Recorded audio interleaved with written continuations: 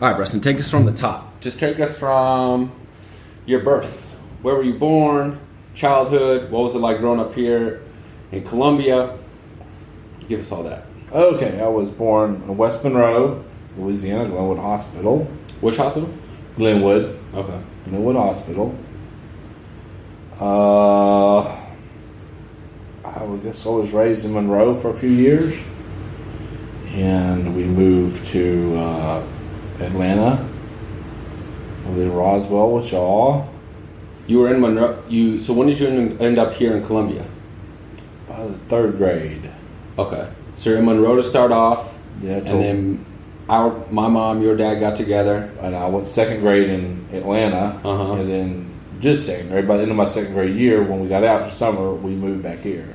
Okay. So compare those like three eras of childhood, like pre my mom in Monroe, and then going to Atlanta, your short stint in Atlanta, and then moving back here to Columbia. Can you talk us through those? So let's start with the Monroe. What you remember from being a young child in Monroe? So growing up in Monroe, I remember that's all I knew was Monroe was just the area over there in the Garden District by Neville High School. Growing up there, playing in the ditches and the creeks and the tunnelways and the sewer, and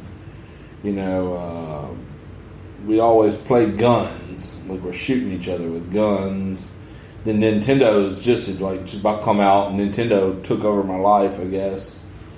Or some part. I still like to play outside. I wasn't like these kids these days. I love to play outside and play with Bubba outside or whatever, and his friends. And I had my own friends. Some neighbors were my friends. And Bubba's your older brother. Oh yeah, the older brother Hugh. Yeah. Yeah. So you grew up with during that time. This is what pre-third grade. This is kindergarten at first. Kindergarten the first. So during that time, you were growing up with your dad, our dad, just in Monroe at the house, yeah. And then your older sister Caroline, and then the oldest sibling Bubba or Hugh Jr. Yeah. Okay.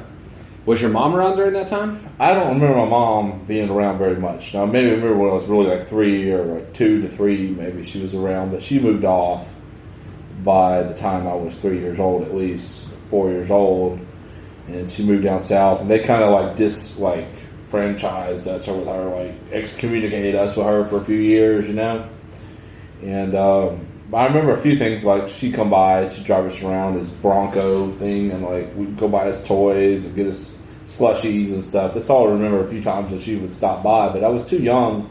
Like she moved out, I was like, I don't remember her living with us really, Yeah, so she was right at the end days, maybe. Was she institutionalized, like right when you were like late toddlerhood? 3, 4, 5? Probably several times. I don't know if she. I mean, if she's on the quack doctor's list, I'm sure the quack doctors had her in and out a lot. So I don't know, but I don't ever really remember. Maybe going to a hospital or a mental health clinic sometime when I was a kid. I had to wait in the lobby room. Maybe I don't know. It's just so vague back then. I don't really remember much about her. I remember some psychological, like subconscious memories of like. And it may have been before she moved out or in the departing. She smoked tobacco. She smoked cigarettes. I remember her smoking cigarettes and me coughing in the house. And, when she was hooked on nicotine. I think she was hooked on nicotine for a few years. Or maybe it's someone else. I don't remember. But Bubba can tell you for sure she was hooked on nicotine. I think she smoked for a few years. So what's your memory of what happened to your mom or what went wrong? I know you have very limited memory of actually her being. I didn't really get to find that out till later on in life, till we moved here. Uh huh. I mean, I didn't really know anything about Mama until like I met her. I remember hearing about her and seeing her every now and then as a real young kid, but I didn't really see her again until I was in 4th grade, probably. Right. And so, what happened? What do you know now about what happened? Just crazy shit, probably. Like just the crazy. Is it okay to say shit? Yeah. Curse words, okay, absolutely. Whatever. It's just craziness. So, like, I'm sure, like, any marriage, fucking crazy shit happens, I mean, just, and people's lack of ability to function with one another, I'm sure. I used to blame my dad a lot more for it now, but it was not just my dad's fault. My mom really loved my dad. My dad really loved my mom, so our dad really loved my mom a lot. Like, he was so happy with her, and I don't blame him for any of that stuff, because the older I get, the more I realize that shit happens, I mean, right. dysfunctional things happen. Right. And the way people deal with them can be appalling sometimes, but it's not that really matters how the other people deal with them. It's how we individually deal with them that we have to be responsible for. Because we may come into the same obstacles ourselves at some time, and you got to be prepared yourself to deal with each of these things. Absolutely. I've kind of come to the same conclusion too, dude, because growing up, well, during my early childhood, I kind of had this kind of idealization of our father, right? I didn't have a father growing up. It wasn't in my life. But I kind of held on to him in kind of this, I would almost say, like glorified image. As I started coming into adolescence, though, that positive image of our father turned negative. I started developing a resentment for why he wasn't there, why he wasn't involved in my life. Which is natural. Yeah, totally. However, now towards adulthood, probably my mid-20s, and then now as my 30-year-old man, I've started to turn the corner from the negativity as well, to where I'm kind of gotten to this point of acceptance where the resentment has kind of faded. And as I've gone through my adult life, I've kind of gained more perspective on how complicated not only romantic relationships can be. I don't have any kids myself, but I imagine how complicated your life can be when having children. So that sort of negativity has kind of faded away, and I've gotten more of a nuanced perspective about all of that. Life can just get so crazy. It does, yeah, it does. So what do you remember then in terms of like your mom coming out of your life? Do you remember in terms of the like mental illness developing? What sort of perspective or? No, it was just like Daddy was just the only parent. And of course, Mimi and Papa were the real parents. Right. Daddy was just kind of like, who we lived with. But, Mimi and Papa are your my grandparents, yeah. Daddy's parents. Right. Mimi was so dominant. She insisted on being in control of like how we were raised. She was the mom.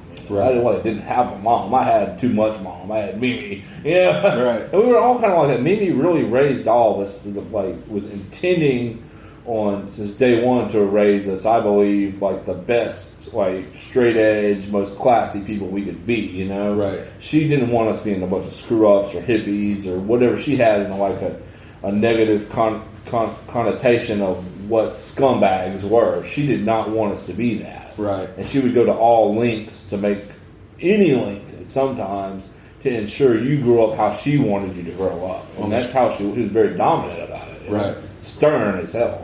Yeah, super matriarchal, almost patriarchal, I guess, kind of playing both roles. She was a disciplinarian, right, as well? She did everything. Papa was like the good cop, and she was the bad cop. Right. And they played good cop, bad cop. Papa was always, go apologize to your grandmother. Then you calm down. Right. And all that. Okay, I'm going to apologize to her. I'll go apologize to her. Even though she's mean. I know she's mean. She's just trying to be the rule of the roost, Breston. He was always, just go with the flow, easy to talk to, one that had to calm us down. Right. Mimi was the no nonsense. You act up now, you're going to regret it. You don't act up in front of me or around other people. Right. I'm going to let you know it fast because I don't have time to play the bullshit. Right. Did they play a parental role in this pre-Atlanta, pre-my mom era? Oh, yeah. Definitely. Even though y'all were living in Monroe? Well, we weren't. We were living down here a lot, too. Okay. Because, Daddy was gone a lot. He was always on the road. He was always not there. Like, he was always gone, he had several jobs. He was basically living in Baton Rouge. Right. At some point. So one time he was living in New Orleans. He had an apartment in the French Quarter. Right. One time. Like, he had his own, pimp apartment. Right. He had his own, job he had in Baton Rouge. He had a job in New Orleans one time. And he would just drive back and forth from our house in New Orleans. He worked. This was his job. His day job was there. So Mimi and Papa would either come up to Monroe and watch after us while we go to school, get us in school at Lexington and Georgia Tucker, and watch after us all week. And Daddy would come on the weekends usually when he wouldn't have to work. And just to spell it out for people geographically, so right now, recording this interview, we're in Columbia, Louisiana. No, we were in Monroe. But just to spell it out, I don't recall because he had Specialty Sound, but his store was shutting down though at that point. By the time I was just coming to Bay, 4 or 5. Right. So his store was kind of shutting down or wrapping up at maybe 6, 7 by the time we 8 years old in Atlanta, right? And he's trying to, I think, we'll sell it to somebody because it all blurs together because I was so young, right? But just to spell it out for people geographically, just give some context. So currently, right now, I mean, at this moment, we are in Columbia, Louisiana. We're at Breston Plantation in Columbia, Louisiana. Breston and I, and the entire this side of our dad's side of the family, we were all born in Monroe, Louisiana, which is the biggest city in northern Louisiana. Columbia, where we currently are, is about 30 minutes south and very rural, very small town. Where we currently are in Columbia is called Breston Plantation. Breston, you're named after the plantation, and it's hundreds of acres of agricultural land where soybeans and cottons and things are grown.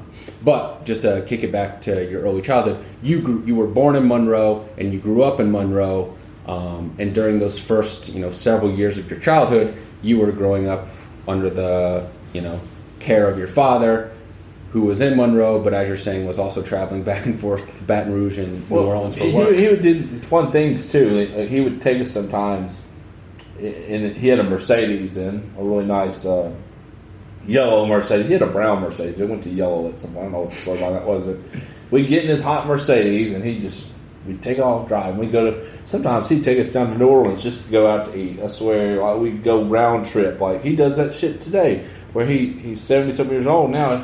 He'll go to New Orleans to do something and turn right back. 8-hour drive, just a round trip one day. But sometimes we'd stay at good hotels. He'd get us a good hotel because we'd always loved to stay at hotels when we were kids. And we were real small. He'd take us up to the nicest restaurants. He didn't want us like growing up like chicken strip, like French fry type kids. He wanted us growing up like lump crab meat, like find us New Orleans like badass grub, like knowing how to eat right kids. He wasn't going to put up with it. I want a cheese, mayonnaise, and barbecue sauce sandwich like I used to tell your mom a lot. He wasn't going to put up with that. Why about I make one crab meat tonight? Okay, yeah. So what was your conception as a child? You were growing up in Monroe with our dad, in and out with work, and then Mimi and Papa, our grandparents, our father's parents, playing a parental role as well when he wasn't there. What was your conception? Did you have any conception of the fact that your mother wasn't around, that you were growing up in kind of a single-parent household with your grandparents filling in? Not really, no. I didn't really think about it because all I thought that, I mean, I was just too young by the time she got out. I didn't have any like what you had where you realize that one parent is gone. I mean, I wasn't that old. Can you imagine only being like 4 or 3 or 4 and conceptualizing what you were wrestling with? But by the time I was 4 or 5, at least, your mom was coming into our lives. So, right. Yeah, so talk to us about that. When do you remember my mom coming in? So Katie Katie is my sister from my mom's first marriage. She was good friends with my sister, our sister, Caroline. Yeah. Who was full blood from my dad and my mom. Right. And they were good friends. And they played, they had dance recital, whatever, or ballet or together. And I believe your mom was also a teacher at the Methodist Church day school. Yeah, that's the understanding I have, is that the whole your family meeting with my family, this is prior to me, was via Sunday school at the Methodist Church. Well, not Sunday school, the day school. Oh, the day school. I thought she was the teacher at the day school, not Sunday school. She may have been a Sunday school teacher. Maybe I'm wrong. Was she? She may have been my first teacher I ever had. I don't remember if she was just a Sunday school teacher or if she was actually like the daycare school teacher. Like the pre-K teacher that you go to the Methodist Church for pre-K. Yeah. They dump you off there. I believe it was just Sunday school. Maybe it was because maybe I'm wrong about that. I don't really remember because, I remember going to the class with your mom and seeing her there. Papa dropping me off there or whatever. I don't know who the teacher was.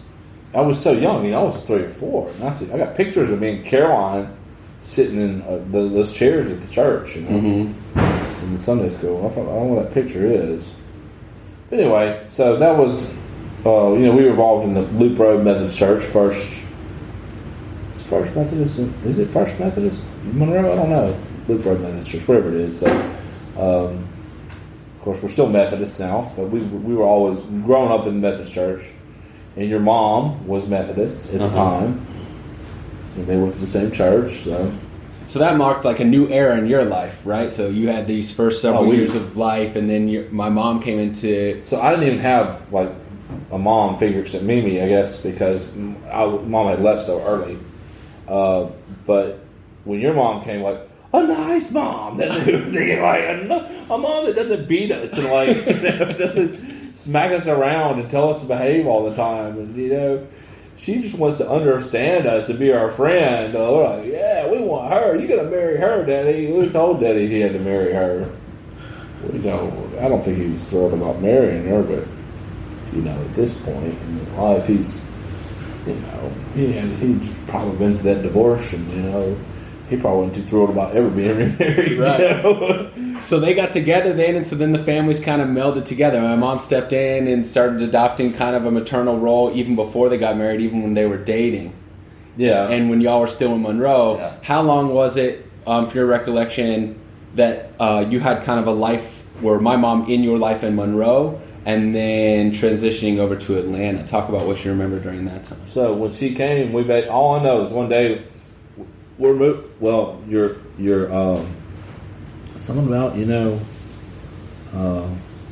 Robin wants to move over to Atlanta with her mom and take care of her mom, where she is over there, and she wants to go back to Atlanta, and she invited us to go live with her over there, and we'd all go move over there. And Daddy would, I guess, I don't know. He could tell you. Was he selling his store anyway? Did he have to sell his store? I don't know, because he had that business a long time. The Specialty Sound is a music store in Monroe. Oh, yeah. He had that for a long time, so he may have to just sell it or something, and they were going to go over there. And so we were going to go over there, and, of course, I wasn't thrilled about losing all my friends again, but I was like, well, Tommy's here. It'll be cool. We'll go scope it out. We went and scoped it out first, and I think we fell in love with it because she took us to like Six Flags or whatever. Like, there's real things to do over here. In Atlanta, yeah. Yeah, when you were a kid, man. Hell, with Monroe, we got Six Flags in Atlanta. Come on. And all these cool places that kids like to go. Water park. Whitewater was fun. Lake Lanier. We went to Lake Lanier. That was awesome. And we were instantly in love with Atlanta. It's kind of awkward to make new friends. So, anyway. This is third grade? Second grade. I put second to Esther Jackson in Atlanta. Right. Where you went. So it was a brief time, right? Like when you kind of had for the first time in your life, it wasn't very long. Was it like a year and a half when everybody was together in Atlanta? About a year. Yeah. And I had been born at this time because I was born in Monroe. You are. In 88. Oh. And then from what I understand, I was about 6 months old till like August of 88. We all went to Atlanta. So during your Atlanta time, I was in the picture as well, correct? Yeah. Yeah? Morgan was even born, I think, wasn't she? Or maybe she was pregnant with Morgan. So I think she got pregnant with Morgan once she got to Atlanta. And I didn't meet Morgan until after the third grade, until we had moved out. Right. And we were here that summer when Morgan was born. I remember that. So reflect back on that year and a half time period that you were in Atlanta. We're all living at my mom's house in Atlanta, the house that my mom still lives in. You've got obviously my mom, our dad, Bubba, the oldest brother, Caroline, the middle sister, yourself, the young brother, and then my whole sister, your stepsister, Katie, who was Caroline's age as well. And then there was me as we were the Brady Bunch. Yeah, it was a big family. It was. So what do you remember during that time? Like how do you look back on that time? How do you feel about it? What memories do you have? I feel warm about that. Very warm. I feel like I had that same feeling every time I go. I hadn't been in years to visit y'all, but when I go visit over there, I have that same feeling. It's a warm type of feeling. I love it. It's just a good feeling. Now, only thing I can maybe Bubba wasn't kind of happy. He may have been sort of happy. Debbie definitely was not happy. He wasn't happy. Why do you think that was? Because she didn't live the lifestyle that him and my mom led. It was the opposite of the lifestyle. But for kids growing up, that's the lifestyle you got to live when you're trying to raise a family that's not dysfunctional. You know?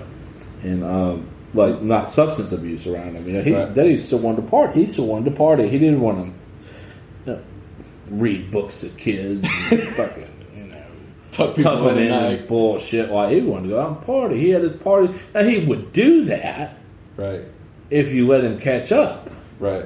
But he needed his own time to vent, like most people do. And he just wasn't happy. And he was involved with that book mafia that sells the fake books.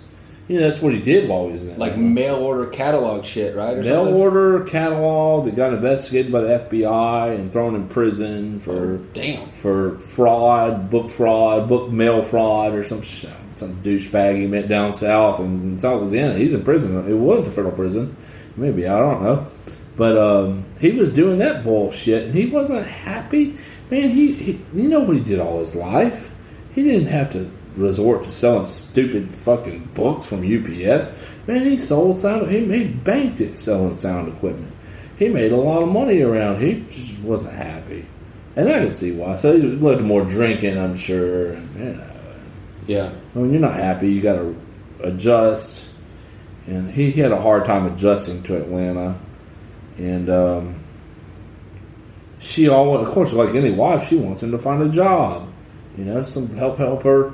Help pull in some money. She was the only one pulling in real money, because she worked at the school, as a psychologist. Yeah, and she had all the burden on her back, and she was freaking out on him. And I understand completely. It was just a total dysfunctional situation. But then, of course, I was happy because you had a family life. You had a mom. Yeah, I had a mom. I had was sisters. I had new friends in Atlanta. Good friends in Atlanta.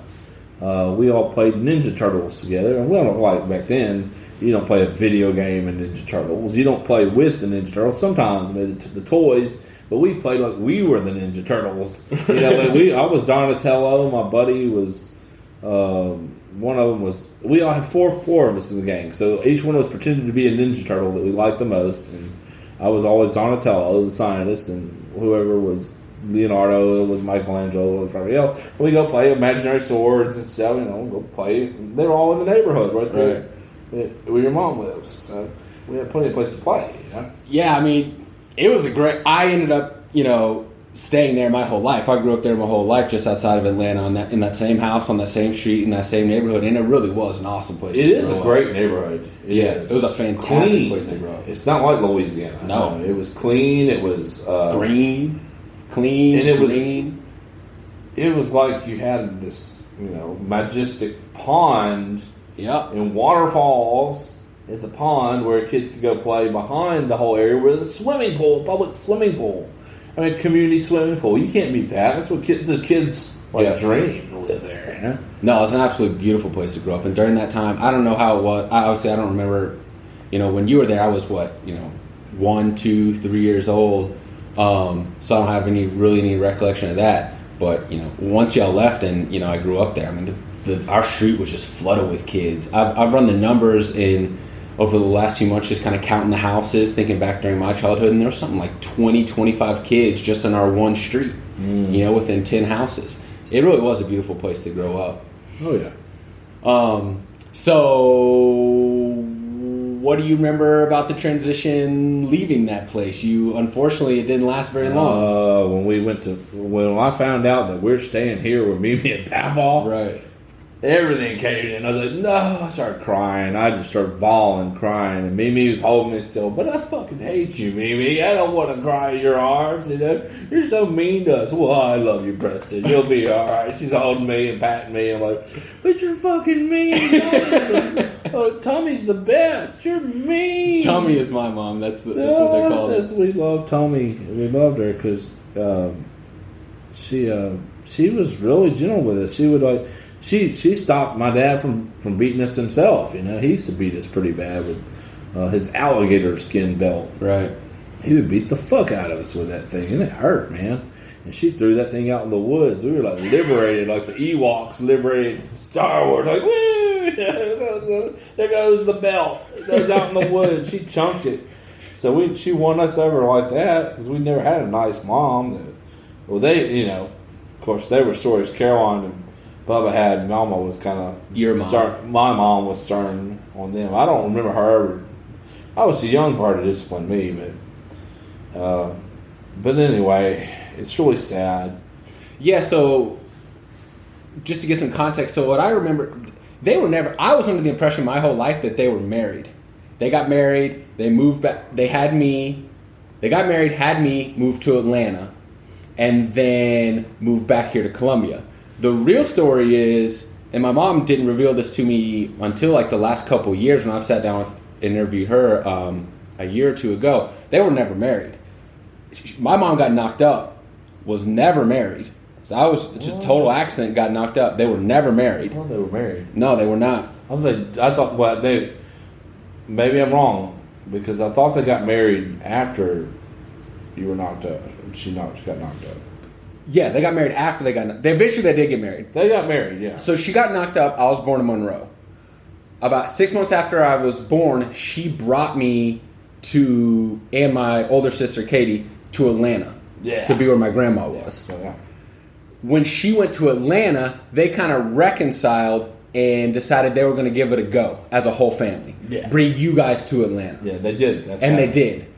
That's when they got married. I thought they were married in New Orleans, though, weren't they? Yeah, but it was after we had moved back to Atlanta. So they had come back. They had come back. It was blurry, yeah, because they went to the Voodoo Queen to get married. Yeah. It's really weird. Some weird shit Daddy does when... Yeah, my mom talks about that in her... Sense of humor. Yeah, my mom talks about that in her interview. So yeah, they gave it a shot in Atlanta. That's when they got officially married.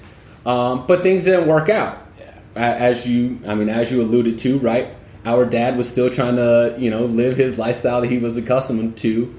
Our dad and my mom are two entirely different human beings. They could not be two more polar opposite human beings. No. And so it was honestly probably doomed from the jump. So our brother Hugh, that lives a lifestyle, Daddy lived a very similar lifestyle. He's living still. Older brother Hugh he lives. That's his lifestyle. Imagine him living that lifestyle like Bubba. Mm-hmm. And he was probably married. He was about the same age as Bubba when he married your mom. But he had 5 kids. Yeah. But he's about the same age. Yeah. But just like Bubba, mm-hmm. but all his life from graduation of high school, college, first year of college, to all 40 years old, living that lifestyle, like our older brother, of high substance abuse, every substance you can, 60s lifestyle. Yeah. Every substance under the sun. Yeah. From alcohol onward.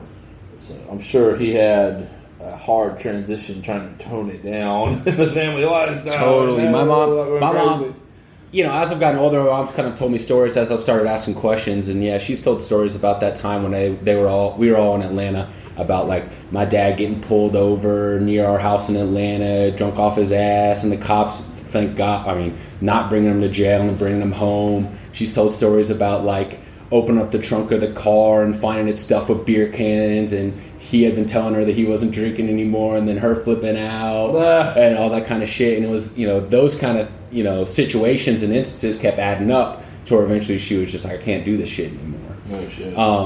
And for what I understand, how it all officially ended, and jump in here if you have a different recollection, was that our dad took y'all, his kids, you, Caroline, and Hugh Jr., Bubba, back to Columbia to visit your grandparents. In summer, yeah. Yeah, one summer. He told my mom, I'm taking him back to visit the grandparents, and just never came back.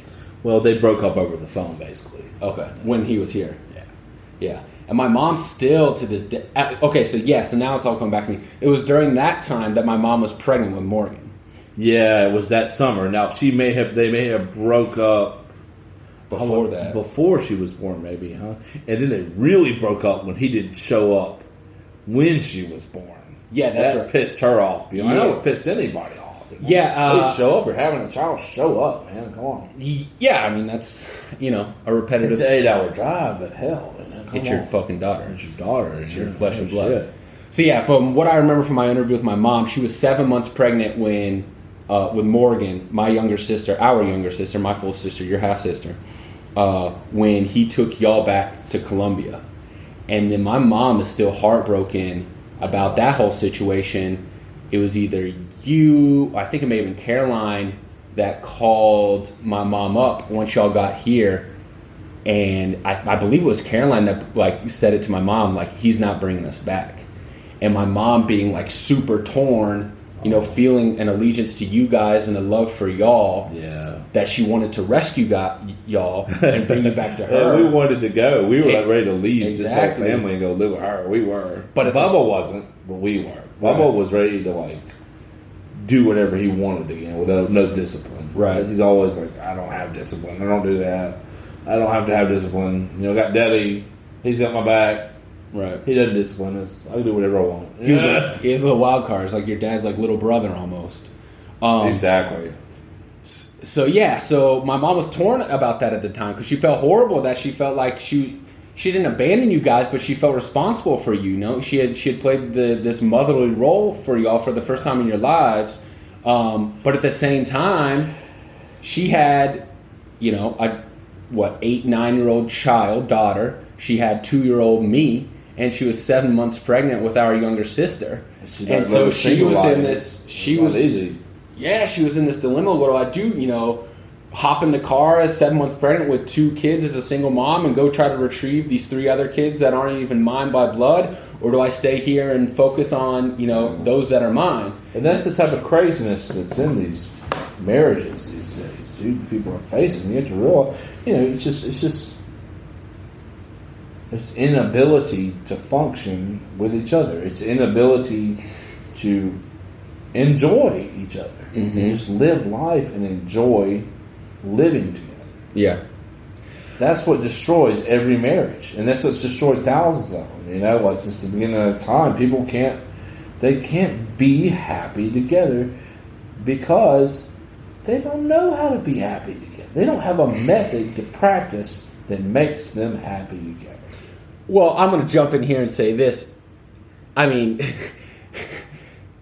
I guess they both can do. I'm not saying. Oh, totally. Yeah. The problem is the children complicate things tremendously. So I was an accident. I don't know how y'all came to be with your mom, but I know for a fact. I think I was an accident. Oh, I know for a fact I was an accident. I know for a fact. Actually, I think I know my sister, our younger sister, was an accident.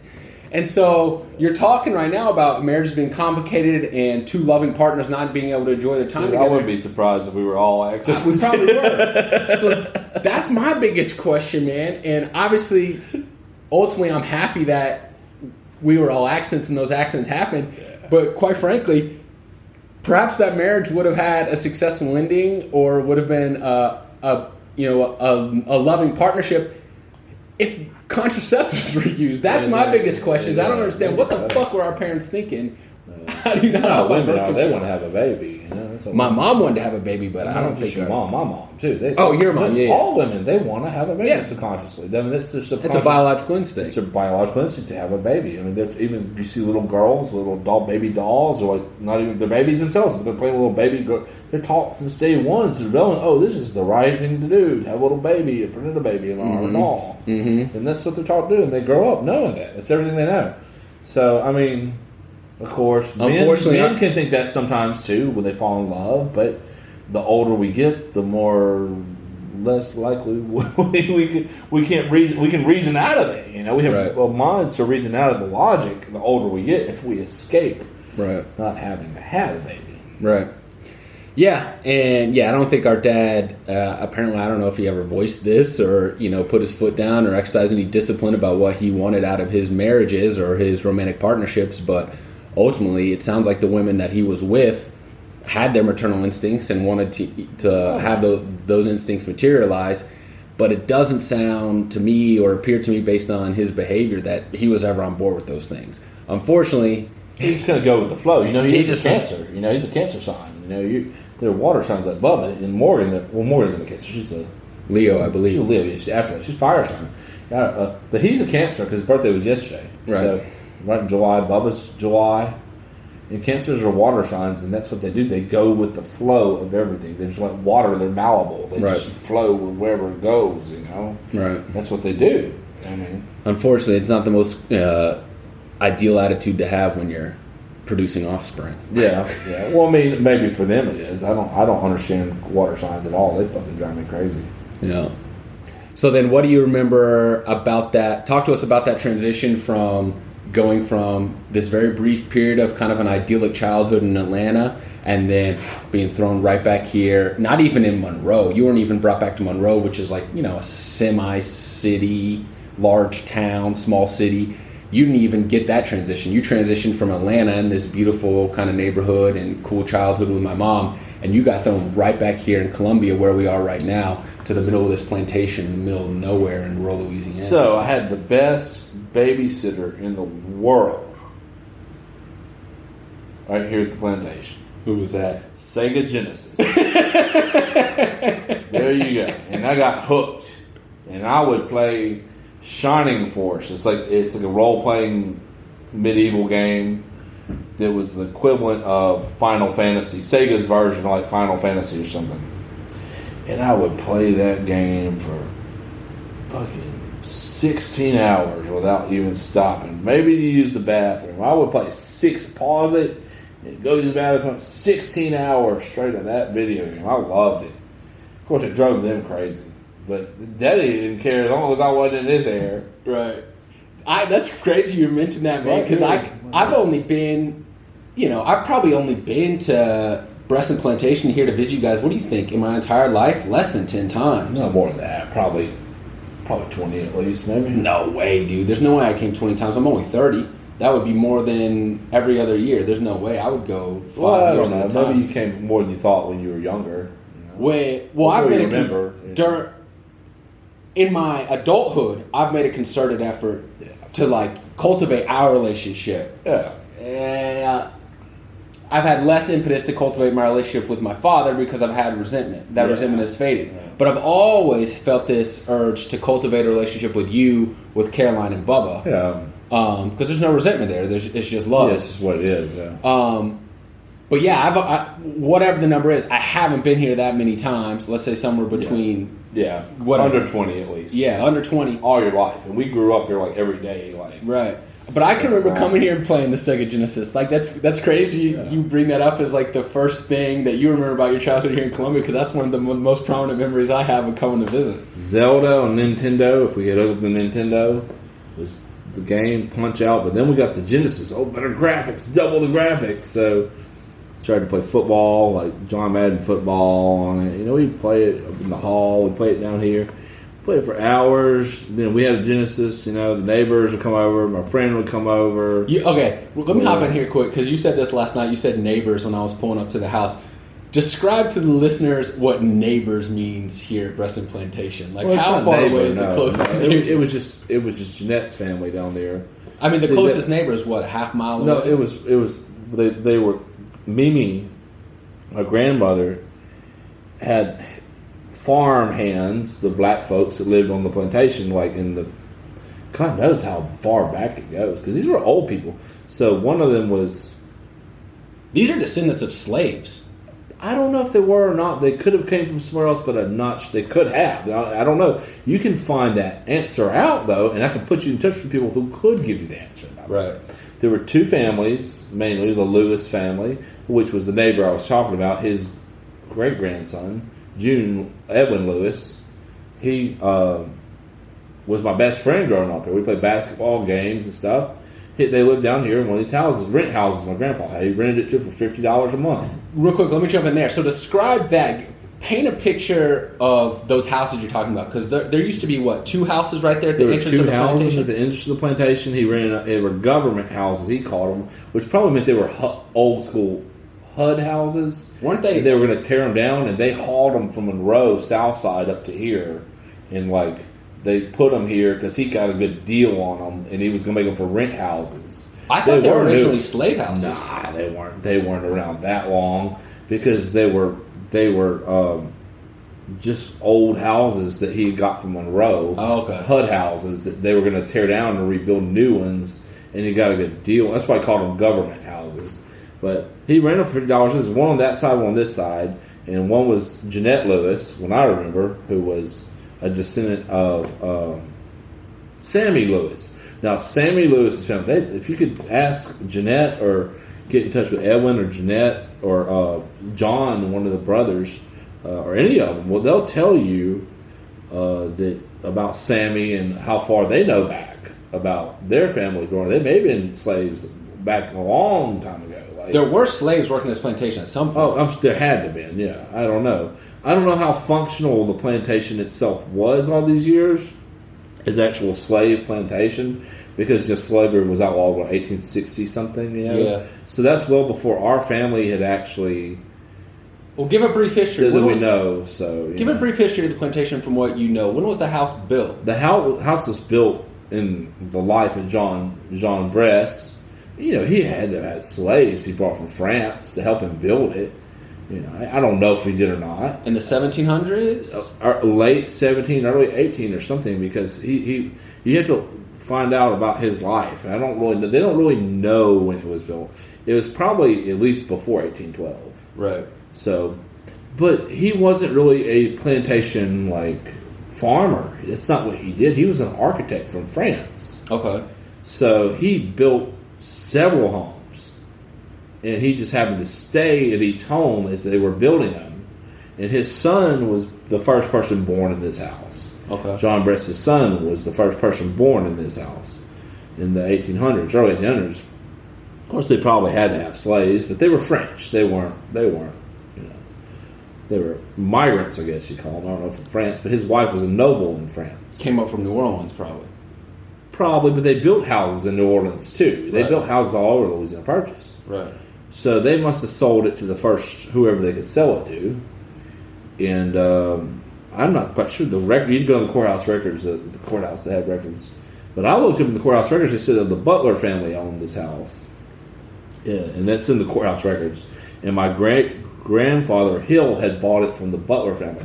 Now, I'm not really so clear on how the Hawkins family, who was his wife that grew up in Riverton, that's the Riverton, Columbia, Louisiana roots, is great-grandma Hill, who was she was a Hawkins. Mm-hmm. So all I know is they had a lumber mill. My great-grandpa Hawkins had a lumber mill here in Riverton, up where the Blue Jean factory used to be up here up the road. Mm-hmm. It's not a lumber yard. It used to be a big lumber mill up there. He grew up around here. He was around here, from around here. So he started a business here at least. So it goes way back. So the plantation owners itself, I don't know, because great-grandpa Hill had bought the house, I think, 1901, 1902 or something. Mm-hmm. And Mimi had always told me that he had bought it to win over great-grandma Hill. Okay. And they're going to get married and live in this house. I don't know if that's true or not. I don't know the details. A lot of hidden history we don't know. And but it said if you go down and see what I found, go to the parish records, the sales of the house at the parish courthouse down here in the clerk court's office. He bought it from a family called the Butler family, and it was two Butler sisters. So maybe the only thing I can think is their family may have been killed in the war or something, and they were old now, or they were widowed after the war, because it's only 40 years later, right after the Civil War, right, that he bought the house. Yeah, maybe they're or maybe they were just old, right, two old women living here, two sisters together. I don't know. But that's what the parish courthouse says. That's the record says that. But he didn't buy it until early 1900s. So, and then our family comes into the picture here. Of course, we're the fourth generation. After that, he was great grandpa Hill, our grandparents, our dad. Grandma was Hill, correct? Great grandma Hill, yeah. Okay. Great grandpa Hill too. Okay. They are the ones that bought the plantation. Right.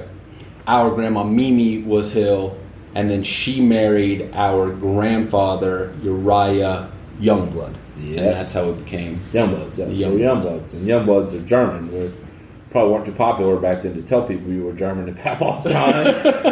World War II, but we are descendant of Germans, and they came. There was a big German community in Arcadia, Louisiana. Okay. Over by where Bonnie and Clyde were killed area. Wow. Parish, over here between Ruston and Shreveport. Okay.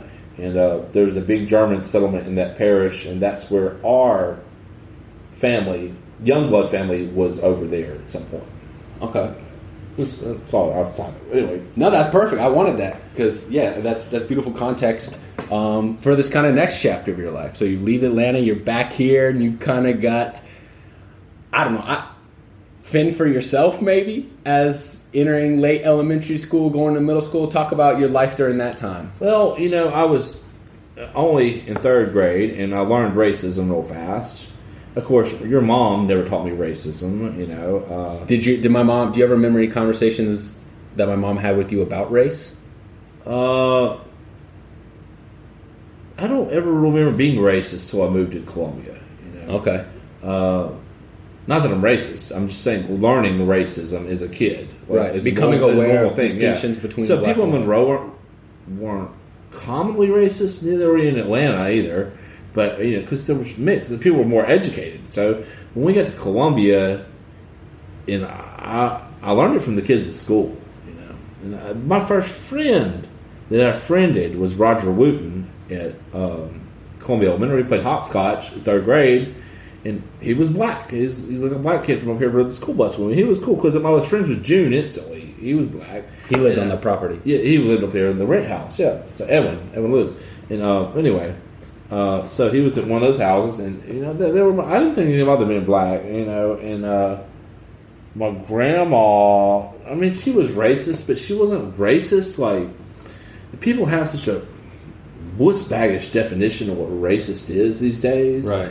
Racism means you hate that race because they're that color or they're that race. You don't just, say ugly things about them or you don't just make jokes about it. That's not racism. Racism is you fucking hate those people with all your passion. Just because, no excuse, because they're that race. That's the reason you hate them. You crave to hate them. You want them to suffer and die because they're a race you don't agree with. I mean, it's like barbaric. Right. Everybody's so sensitive and overly wuss-baggish about the whole topic now. They've never even seen the definition of true racism. Exactly, yeah. Now, what I learned at school was probably the first thing. It was 1 point, 2 point. So what is he talking about? 3 points when you're driving down the road with the other family. The racist redneck kids around. That's 5 points, Mama. And what are they talking about? The colored people on the side of the road, if we hit them. Wow. That's 5 points if you hit 5 of them. I was like, whatever. Oh, weird. When I didn't think about it. Well, another time, I remember in elementary, 3rd grade, a lot of people would use the N-bomb. A lot of the kids that are on the playground. It was like going to Columbia Elementary in 1992 after a nice elementary school in Esther Jackson, Atlanta. It was like stepping back to the 1950s. Yeah, it reminded me of the 1950s. Of Columbia hasn't changed since 1950 something to 1990 something. This is crazy. And it blew me off because it was so boring and everybody was so lame. I didn't have any good friends that wanted to play Ninja Turtles. But, there were benefits. I got athletic then because everybody wanted to play fucking football. Mm-hmm. And I'd never played football in my life. Fuck, I'm going to learn. We had fun. We played a lot of football. We had some great football games on the playground at Columbia. I mean, that's all we ever did, play basketball or football. And the black people and the white people would play together. Then we would play football. The black kids are always the best, man. I could never, ever outrun any of the fucking black kids. They were so... Except Raymond Miller. He was chubby. And he was my best friend. He was my best black friend at school. We became best friends, dude. And he died. He's dead. Last year. Oh, really? Sad. What? He died, dude. Raymond had bad heart trouble, bad skin, bad liver. He got into heart surgery. Damn. He's gone, man. He was my age. It really broke all our hearts because he was such a good guy. He was like the most pure-hearted guy in the world. Anyway, he was the one that Mimi had first said, that thing can't come over here. I said, why not? You let June come over all the time. No, June can't stay the night. He can stay down the road. I said, well, you mean Raymond can't come over because he's black and stay the night? Hell no. Black people don't stay in this house. I'm like, why not? And it blew my mind. So she had a rule, and I never understood it. Black people can't stay in the house the night. They can come over and hang out, play in the yard. It's okay. But they cannot stay the night. It was too disrespectful for her and for her parents and for all the people that would expect her to have her white integrity to let a black person spend the night in this house. And that blew my mind. I didn't understand that. So it kind of hurt my feelings. I cried about it. And the worst part, I had to call Raymond and tell him and explain to him why he couldn't come over and stay the night at the slumber party. Did you just shoot it to him straight? I did. And he really... I don't think he ever saw me the same way ever after that. I mean, we kind of had a unspoken thing about it after that, and of course I went straight about it again at school. And I'm sorry, dude. My grandma's a bitch. I'm sorry. No, it's cool, Breston, but it always hurt his feelings. I could tell. I bet because everybody else came over that was white, and we played football in the yard.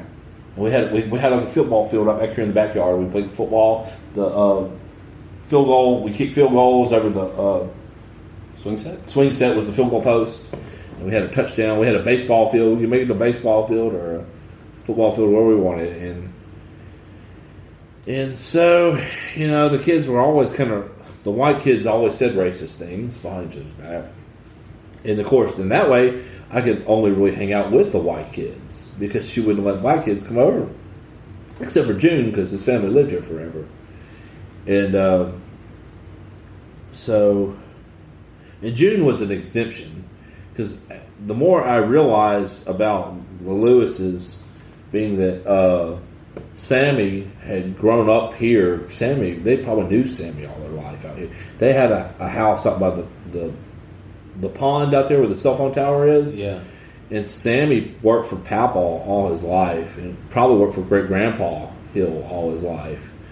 And in the fields, probably wherever, around the property, garden. He probably wasn't even a field hand. He was probably fix it up, like do real shit, like fix the lawnmower, right? Real shit, like Houston used to do. Mr. Houston used to do. He was like his right hand man, like whatever he needed done, they could make it happen, with some homeboys and stuff. Their other friends and their family. Of course, Sammy Lewis had like a gazillion kids, and they were all workers. Mm-hmm. Jeanette was one of them, younger ones. Hazel works at the Brookshires down there. She's one of them. John, he's helped us out a few times, like fixing, of the yard, because he's done it since he was a kid.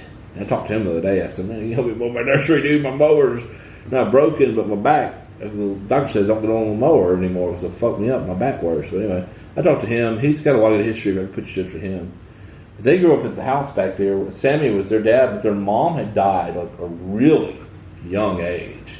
And she had like 19, 17 something kids. Damn. And that left Sammy to raise them all by himself. And they even say Mimi was their mom. Really? Mimi raised all of them here. Like Mimi, made them grow up like how she would do us. Right.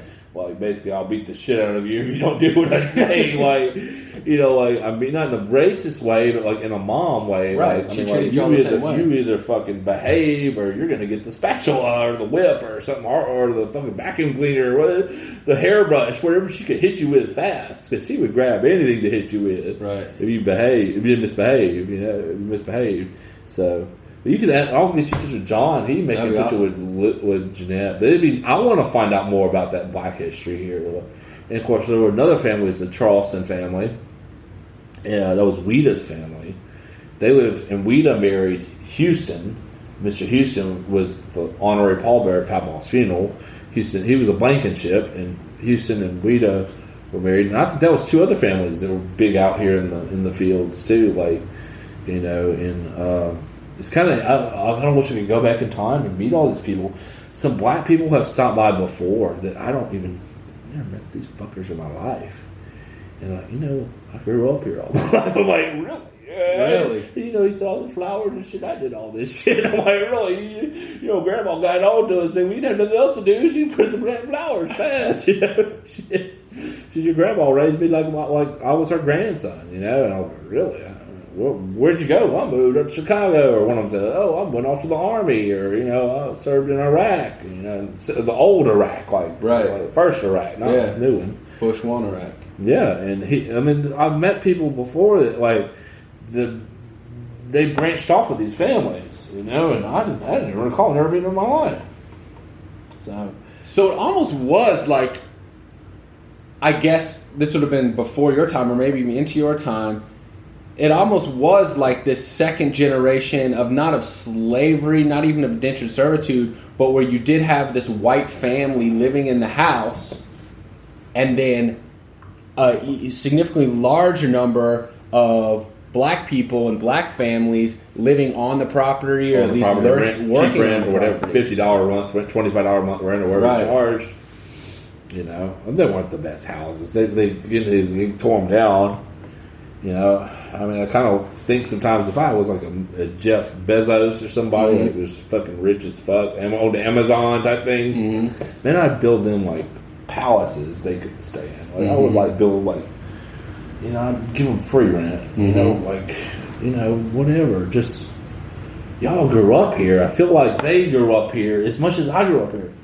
It's their home as well. They're living out wherever, you know, some other shit. But they kind of, the more I think about the fact that, you know, Mimi didn't do that gardening out there. Right. She knew how she wanted it done and made it happen to her helpers, all these kids.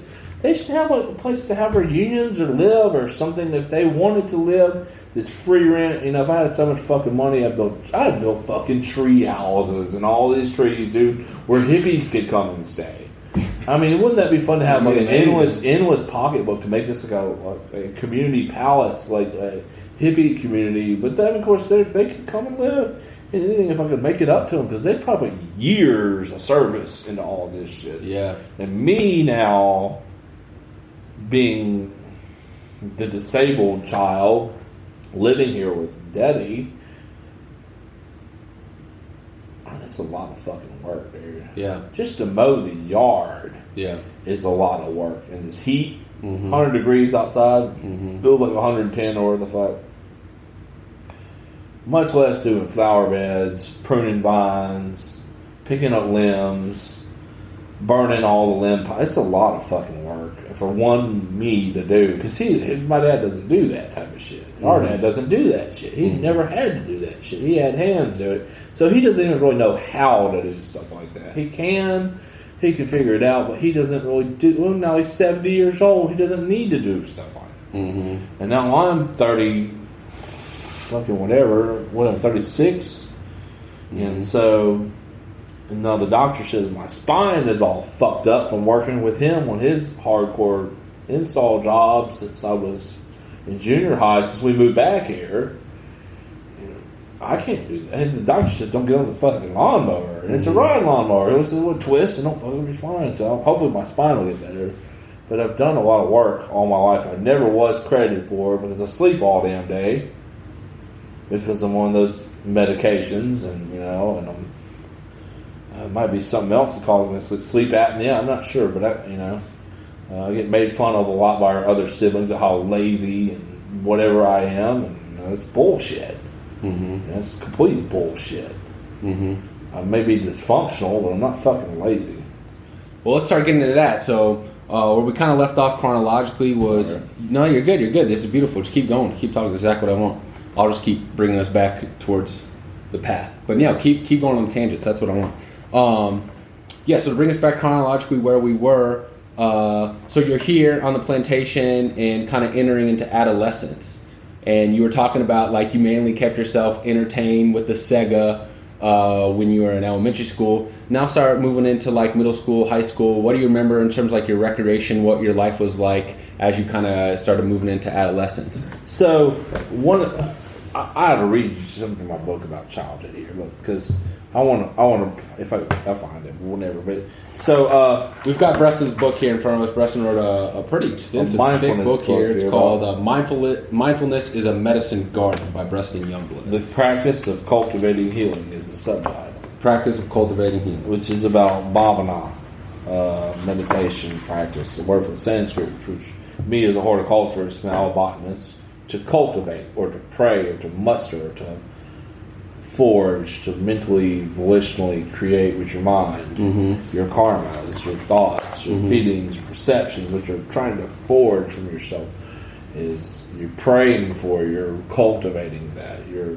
bhavana. You're going to cultivate love, it's matri, bhavana, meditation. So you cultivate love. Anyway, so when I was a kid here,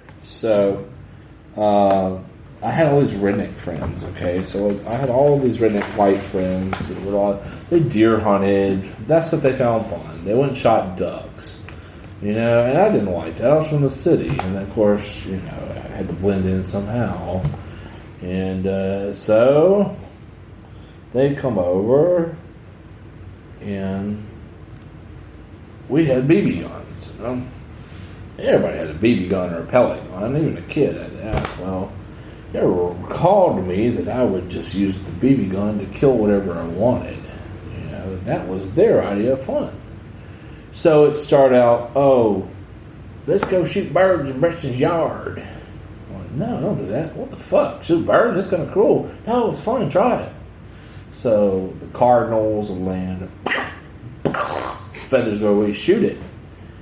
And then it turned into squirrels. And then it turned into fucking rabbits. And then it turned into... Try not to hit the table. Sorry. It turned into whatever. Lizards. Coons. Some people shot cats. Well, we had a cat family. I didn't shoot cats. So I bought a gun. A gun. Well, a gun, but a 22 rifle. Lowest power gun you can get. 22 rifle, which is also the perfect assassination weapon. Have you ever heard that? Mm-mm. The 22 is the best weapon in the world to assassinate anybody with, because it's the most accurate gun on earth. Okay. For long range shots. And a hollow point can do some damage. 22s, you would be better off getting shot by an AK-47 than a 22. AK-47 bullets can go through you. Easier to do surgery. The 22 bullet's going to stay in you. Right. Bad deal. You don't want a 22 bullet in you because it'll kill you. Mm-hmm. You get infected. So anyway, it was kind of cool because we were talking about buddy bales. We were like 10 years old, 11, 12 years old. Well, you could just go buy 22 bullets down at Buddy Bell's store. As a 10-year-old? Yeah, no big deal. They sell us 22 bullets. Hollow points are regular. Long rifle or short range. Short for pistols, and long range are for rifles. He had all the bullets he wanted down there. Just right at the local store. We walked down to the store and buy 22 bullets. And this is something you don't see anymore today.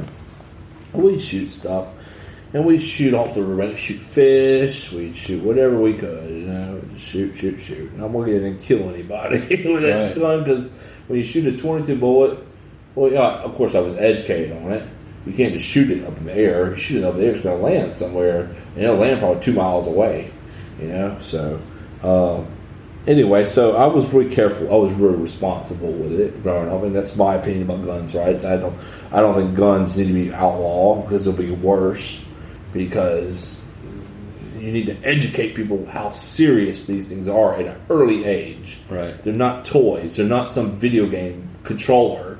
They are actual something you have to have and use responsibly in your hands as young as possible to know you are not going to go aim this thing, even playing around at another person. Right. Unless you want to kill them. Right. That's the only thing a gun is for, is to kill something. Mm-hmm. And it's true. An animal, a human, whatever. And I have the same philosophy about it. You don't touch it unless you don't load the beast unless you're ready to kill something, because that's what it's for. Mm-hmm. So, anyway, we would shoot birds, and I shot. Do you want me to pause here so you can find this? No, passage? I'm going to keep looking. But I would shoot all these things in the yard, and I would feed them to the cats. So I shot a rabbit, I throw it to the cat. I shot a squirrel, I throw it to the cat. You know, the cats, they love me because, hey, I got a squirrel for you. They pull it in it, and they go chow on it. I never cooked any of this stuff. But I learned that from all those redneck friends, and it became a sport to me at some point, like a way to pass time. My grandma, would feed the birds, and she planted all these flowers for all the wildlife to come up. Now, maybe she didn't like squirrels because they had pecan trees out here everywhere, and they always picked up the pecans. They bagged the pecans, and we'd drive over to Natchez, Mississippi, to sell the pecans at a pecan market, and she'd come home with some money. So they loved, and they kept some pecans themselves on there. So she didn't like squirrels. We could shoot the squirrels. But my grandpa liked the birds, and he thought, man, this has gone too far. Breston's cruel. He's being cruel. He's not really there. So when I was a child, I used to shoot birds for fun. Finally, my grandfather said he'd had enough. I shot one of his favorite types of birds, a cedar waxwing, which looks like a blue jay, but it's brown. It has a chop head, with the hair goes back. He was really upset. So I made the bird a bed out of a shoebox and cloth, and I tried to heal it. And this is a turning point in my life, and this is probably after I just started smoking weed, because when my brother I was probably in 3rd grade, I smoked my first joint. He took me down to the dock, and our older brother, he smoked me out on some weed, and I was like, it makes you see things different, especially when you're, that young, And anyway, so I kind of went the idea, maybe try to heal this bird and bring it back to life and release it. Well, the bird died the next day as I kept it by my bed, and it kind of made me feel kind of bad, It made me feel sad the whole week. I had promised to never kill another bird again. I never did. My grandfather may have associated many different memories with the sound of those birds, just as I understand and have fond memories of hearing certain birds throughout the year. It took many birds for me to hurt to realize I was hurting people I love too. In addition, many people don't realize that birds have family and friends they love as well. Can we finish then? Yeah. Whether we find it justifiable to hurt or kill, mentally or physically, animals, game, plants, criminals, or those our country at war with, we are forgiven if you don't continue to volitionally enforce this misery and suffering. That means continue in this moment to do that. The Christ may forgive us, but our enemies may never. So, we'll stop there. That's from my book. What do you think this came from? Because as I've gotten to know you in adulthood over the last decade or so, you're a very compassionate and spiritually developed person. But I don't think that was necessarily the way you were raised. No. Where do you think that came from? So, our dad had a girlfriend in New Orleans, Susan. You remember her? Had red hair. And it wasn't from her, but I remember stepping into the Nazir Moray Monastic Purple People Community Incense shop. When was this? Probably 3rd or 4th grade when we went to visit. She took us there because she thought we would think it was cool to go to the incense shop. They have a monastery, a vegan monastery, Purple People Monasteries in Arkansas. Okay, but now they then on Ponce de Leon, right next on Esplanade Ponce de Leon in New Orleans, next to the original Whole Foods building, when Whole Foods was still a small company. They had a small Whole Foods shop there, and they were right next door, 2 shops over from it. And as we go to Whole Foods, she said, I want to walk in the Purple People store. Well, I walked in, I'd never think, it's about the area, I'd smoked weed, once or twice, and kind of made my shoebox to try to figure out compassion and let this animal survive, and it died. And here's this, the monk, the Purple People monk, Nazir Moray, the Reverend Nazir, and he's in his purple hood and robe, and he's in a lotus meditating, and it smells like Indian temple finest beautiful incense.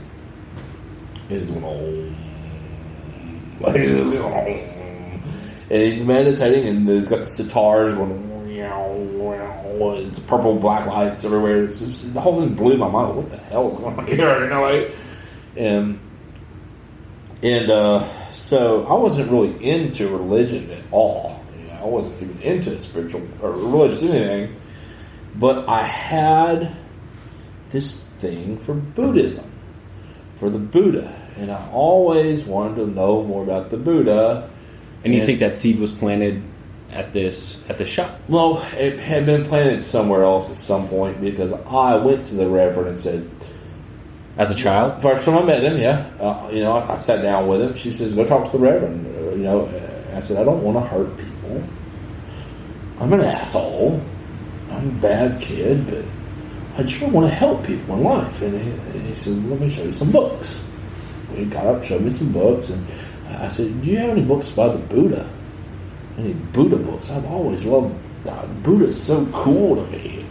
I asked him that, and he gave me this Thus Spake series books, little simple books to start with. It's like little small pamphlet books about that size, and they have one, Thus Spake the Christ, Thus Spake Sri Ramakrishna, Thus Spake Krishna, Thus Spake Mother Mary, Thus Spake Muhammad, Thus Spake the Buddha, and they have all these saints that they have booked. Well, he gave me the Buddha one, and I read it. It kind of blew my mind. It really sowed some memory about Buddhism. And the only thing I'd ever, back then you can't Google Buddhism. There's no Google. We didn't have Google. We didn't have like the internet then. You had to get a book about it, and there was nowhere to buy Buddhist books in Columbia or Monroe. Are you serious? Hell no. Maybe Monroe, if you knew where you're going and who knew you're trying to get, you could probably get it. There wasn't an internet to order books or research on. I always spent time in the encyclopedia looking up what the encyclopedia said about Buddhism, and just becoming a developing weed smoking young 3rd, 4th grade kid. It started to shape me gradually over time. And I remember reading the encyclopedia upstairs in my room about Buddhism, saying one should not stir up trouble by repeating hurtful things. And that statement blew my mind. It was a statement by the Buddha he had said in the encyclopedia. And that kind of got the spiritual seeds sown. And then, that's elementary years there. Getting on to junior high, I started to grow my hair out like a hippie. I was all into Kurt Cobain and Nirvana, and knowing that was a Buddhist term, that was kind of cool. If we're transitioning over to 6th, 7th grade, and 8th grade, and all that was coming really cool. I wanted to be a hippie, I was selling weed at school. I was selling like pills at junior high. I'd steal from daddy or whatever. We'd do drugs. I was into drugs by that point. And so my friends started to change to be the older crowd kids. And it started to diminish my old elementary friends like Raymond and, all I played basketball with. Because these kids were taught not to do drugs. Like in elementary, I was already doing them. Hell, it's hard to get one of my old friends like Lucas or Tyler to even drink a beer with me because we'll get in trouble. We're going to do that. I was like, I'll pound this 40 for you. Just start doing a 40-ounce down. What was the first time you remember drinking alcohol? Oh, way back before we moved to Atlanta. 2nd grade? No, well before kindergarten. You drank alcohol in kindergarten? Probably before then, dude. Daddy always had beers. Bubba he drank off of it. So I think the first sip was a Miller Lite at the country club in Monroe. And Bubba, try it, man. Try it. Nasty. And you're like a toddler. 4. Yeah, about 4.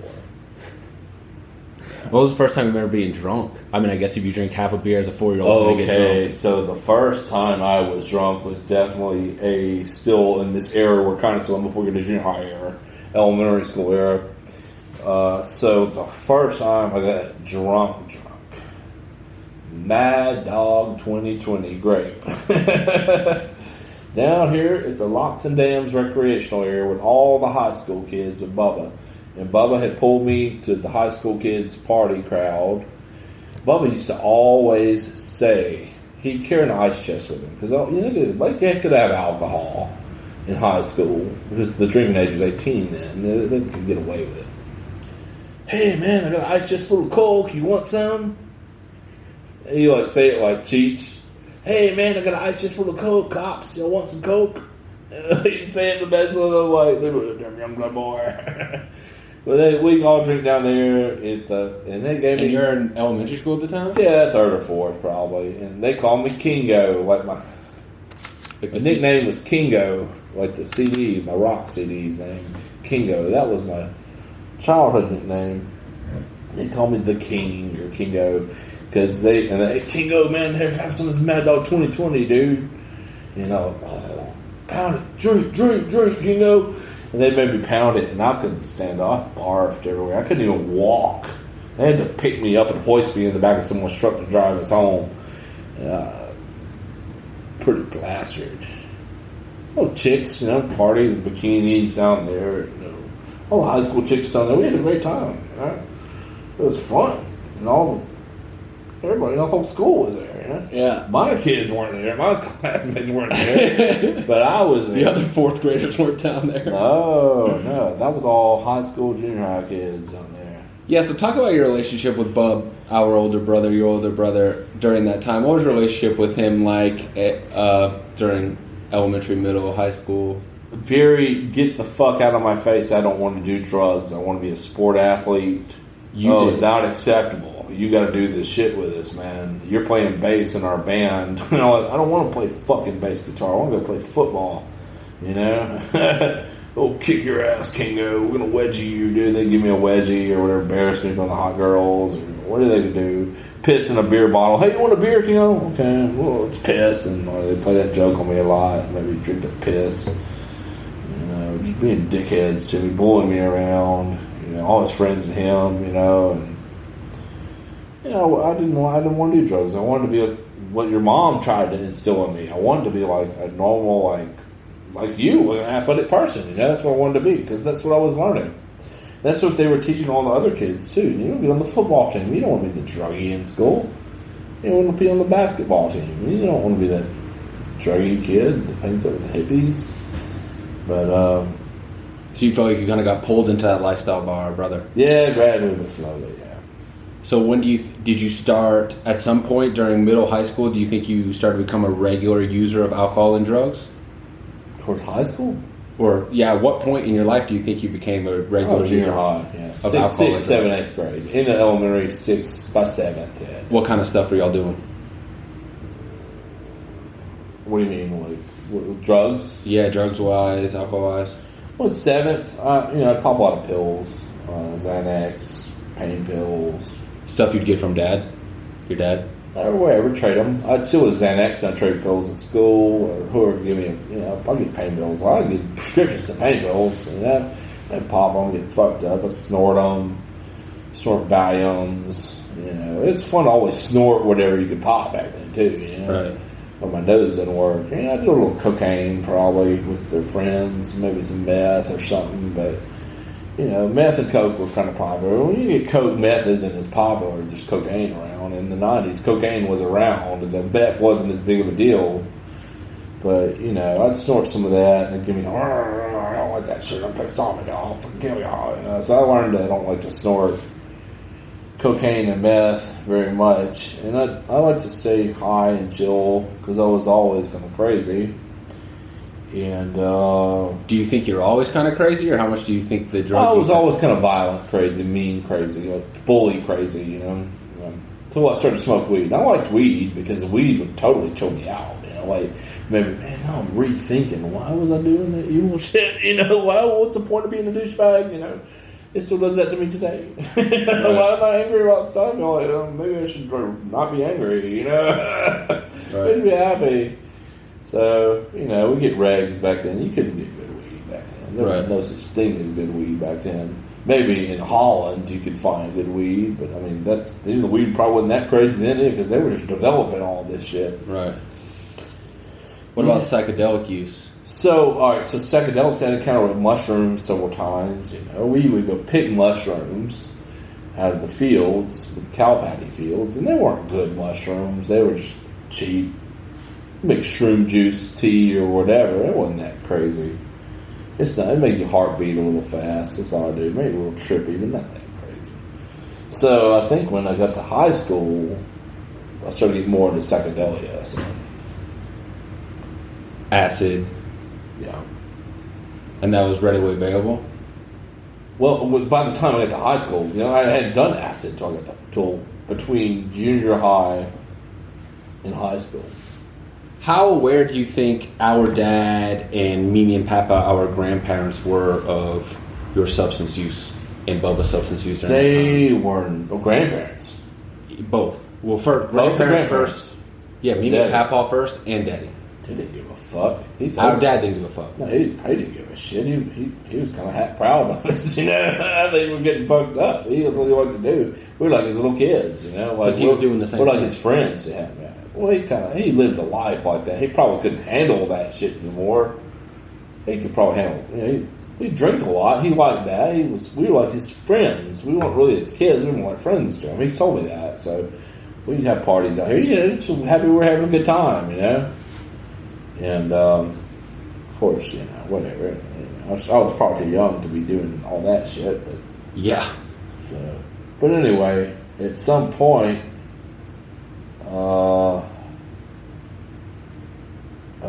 I started to learn what I liked and what I didn't like. I never really liked cocaine. I never really liked meth. I realized I didn't like pills eventually in life. And that was the main things I was doing. Smoking weed was like, we smoke weed. You realize it's not even a drug. It's just some plant that we're smoking. That's like not a drug. They're lying to us about it. Everybody started to realize that more now so than then. Mm-hmm. But so I hadn't done psychedelics really till I got to high school, or the summer before high school. What about Mimi and Papaw's awareness of y'all's substance use? So they knew they didn't like anything. They hated weed. Papaw hated weed. He couldn't stand weed. And Mimi would steal our weed. So you had to have a pretty damn good hiding spot for your stash. Mimi would jacket anything in a heartbeat, and it would just disappear. So she wouldn't even confront you about it. If she would jacket, it was gone. No one knew what happened. She found it, and she wouldn't even confront you about it. And you're not getting it back because she's confronting you about it. You try to steal it from her and get it back. She would steal things all the time that she was trying to take out of your possession to teach you a lesson. So she would just jack it, and I don't know what happened to it. I don't know. Maybe those hippies ran away with it. Whatever. She just play dumb. Papaw, after Mimi died, when he would find something, he'd confront you about it. Because Papaw didn't make any moves on anything when Mimi was alive, because Mimi was in charge of that, Right. Papaw just played dumb, like Mimi told him to. So Papaw played far more of a passive backseat role as a parental figure than... Yeah, he played like Mimi's got the helm, basically. Right. Our grandma definitely had the helm. And I remember we would make stash spots way over the levee in the yard for a weed. Like, you couldn't hide it in your room. She'd go through your room when you leave at school, and she'd search your whole room until she found whatever you were smoking up there. Mm-hmm. She'd jack it. And you'd never see it again. Mm-hmm. It just disappeared out of thin air. Mm-hmm. And so we'd have to hide our weed in the yard a lot. And sometimes she'd find it too, just run off with it. Let's get into that, Mimi. Do you mind talking about Mimi's death and the accident? I don't care. I'll do. I'll talk. Can you tell that story? Yeah, I've talked a lot. Well, we were in a train wreck up here. We were on the way to school. We got hit by a train, and that kind of made me crazy. PTSD probably, or whatever. So let me add a little more detail to that, because it's kind of glossed over. So we live here on this plantation, very rural area. There's a highway that runs, a 2-lane highway that runs down the middle of all of these soybean and cotton fields. And then parallel to the highway are train tracks. And so when you pull out of the plantation, you have to cross over the tracks to get onto the highway and then go down to the high school. Yeah. And so that morning, she was driving you and our older sister Caroline to high school. To the school, yeah. And the car stalled on the tracks, or? No, it didn't stall, no. So what happened basically was, it was foggy. It was winter. It was January, and it's one of those mornings where you wake up in winter and you can't see out your door. It's so foggy. Early in the morning, it's really cold and foggy. Uh-huh.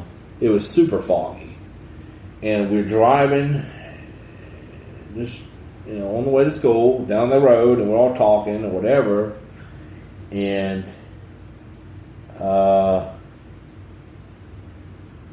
where Mimi messed up was she slammed on the brakes, okay?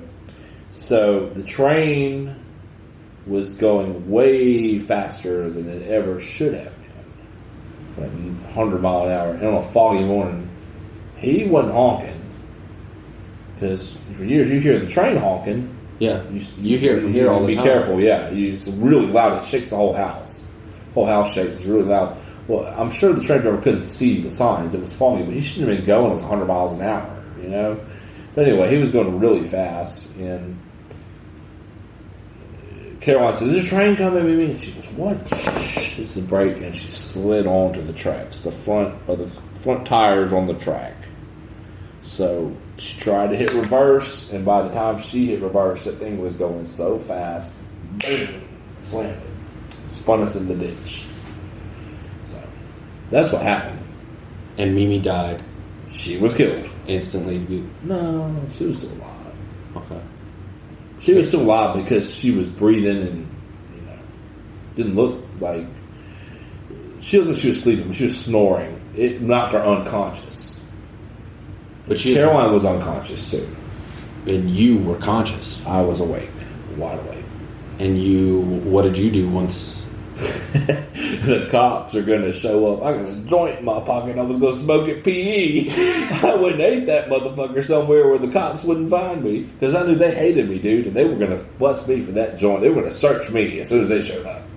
So that was subconsciously in my mind to have a joint in my pocket. I'm going to eat it. I'm too crazy to eat it now. I don't know what to do. I'm going to eat this joint. Like, I can get out of here and get help. This is crazy. I gotta find someone with a phone. I can't walk home. They'll probably die if I walk home. It's too far, man. I went to call the police and go home. I'll go eat the joint at home. I'll go to Andy Root's house across the street, or I'll wave someone. I was just freaking out. So I just got out. I climbed out the back window because the glass was shattered. All the glass was shattered. I went over, started waving people on the highway, going, get the fuck out of the way. It's foggy. I'm driving. And I'm like, what the fuck away? I got blood all over my hands. Wait, stop. And finally, this straight edge guy stopped, and he was like, "Hey, I have a cell phone. I'll call. Calm down, young man. Wash my hands up." So I went on, knocked on Henry's doors. Call the police. This guy puts a jacket around Mimi, some Ned Flanders looking guy. So I stopped off the highway and knocked on Henry's door. "Please call the police. We got hit by a train," and she called the police, called the ambulance, and I went there. I was, all right, Breston, let me go in the bathroom. I need the bathroom. I need to wash blood off my hands. I have blood all over my hands. It's crazy because glass had cut up my hands real bad from bracing myself on the windows. And I ate my joint in his bathroom. I chugged that beast down. "You got some water?" "Yeah." I checked that down before Doug Powell showed up to search me, because I knew he was coming. Him and Tony Childress were going to come search me. And you were familiar with these police. They got pissed off because I left the scene of the crime. They knew I had a joint on. They knew they would have used my grandma's just an opportunity to bust me and put me in jail and make me narc someone out. Those cops are so obsessed over busting people for drugs, dude. Drugs. And they were using the drugs themselves. They would steal the drug. We're talking about weed. Any drug. They would use the drugs that they got from anybody. They're drug addicts too. They're old cops that do drugs. They were so obsessed over stealing drugs from people in the 90s, taking them themselves, making you narc someone else so they can steal more drugs. And these are small town cops, all redneck cops. Yeah, it was really scary. We were always terrified of them. A lot of illegal search illegally all the time. What is an illegal search? There's no such thing as an illegal search around here, buddy. When it's my town, son, empty your pockets. Yeah. Well, you told me the story last night of you getting pulled over. Yeah, I was talking about that. But anyway, that happened several times. So the train wreck, tangent. I came out and the cops were everywhere. And, "Why did you leave the scene of the crime?" And Miss Kay, "What the fuck are you?" Miss Kay, my friend, "What the fuck are you talking about that for, damn? He just walked out of his train to get help." And she's all defending me, And, "What the fuck are you doing, buddy? That green-haired baboon." They used to call me the green-haired baboon because the cops would call me that because I dye my hair green. Mm-hmm. And so anyway, I guess. Post-accident fallout. I went to the hospital at one point. I came back. I don't remember what happened. I came back here at some point. I walked in and told Papa what happened. And Buddy Page driven me here. There was the farmer that used to farm the fields. He told Papa what happened. Balboa started crying. It was so sad. He walked away and started crying. Like, it was so sad. You knew Mimi was dead at that point. He knew he was. She knew he was. And he started crying. You know. He had to walk off and grab his handkerchief. It was so sad. Yeah, man. He came to the hospital with us. They took me to the hospital. They put me in Miss K's car here. Miss K took me down to the hospital to be evaluated. Are you okay? You know, I'm fucking fine. I'm okay. And so I was kind of tickled and crying and sad myself, like laughing about crying. The crowd was so shocked. I was laughing, and some Jamaican, where the fuck are you laughing?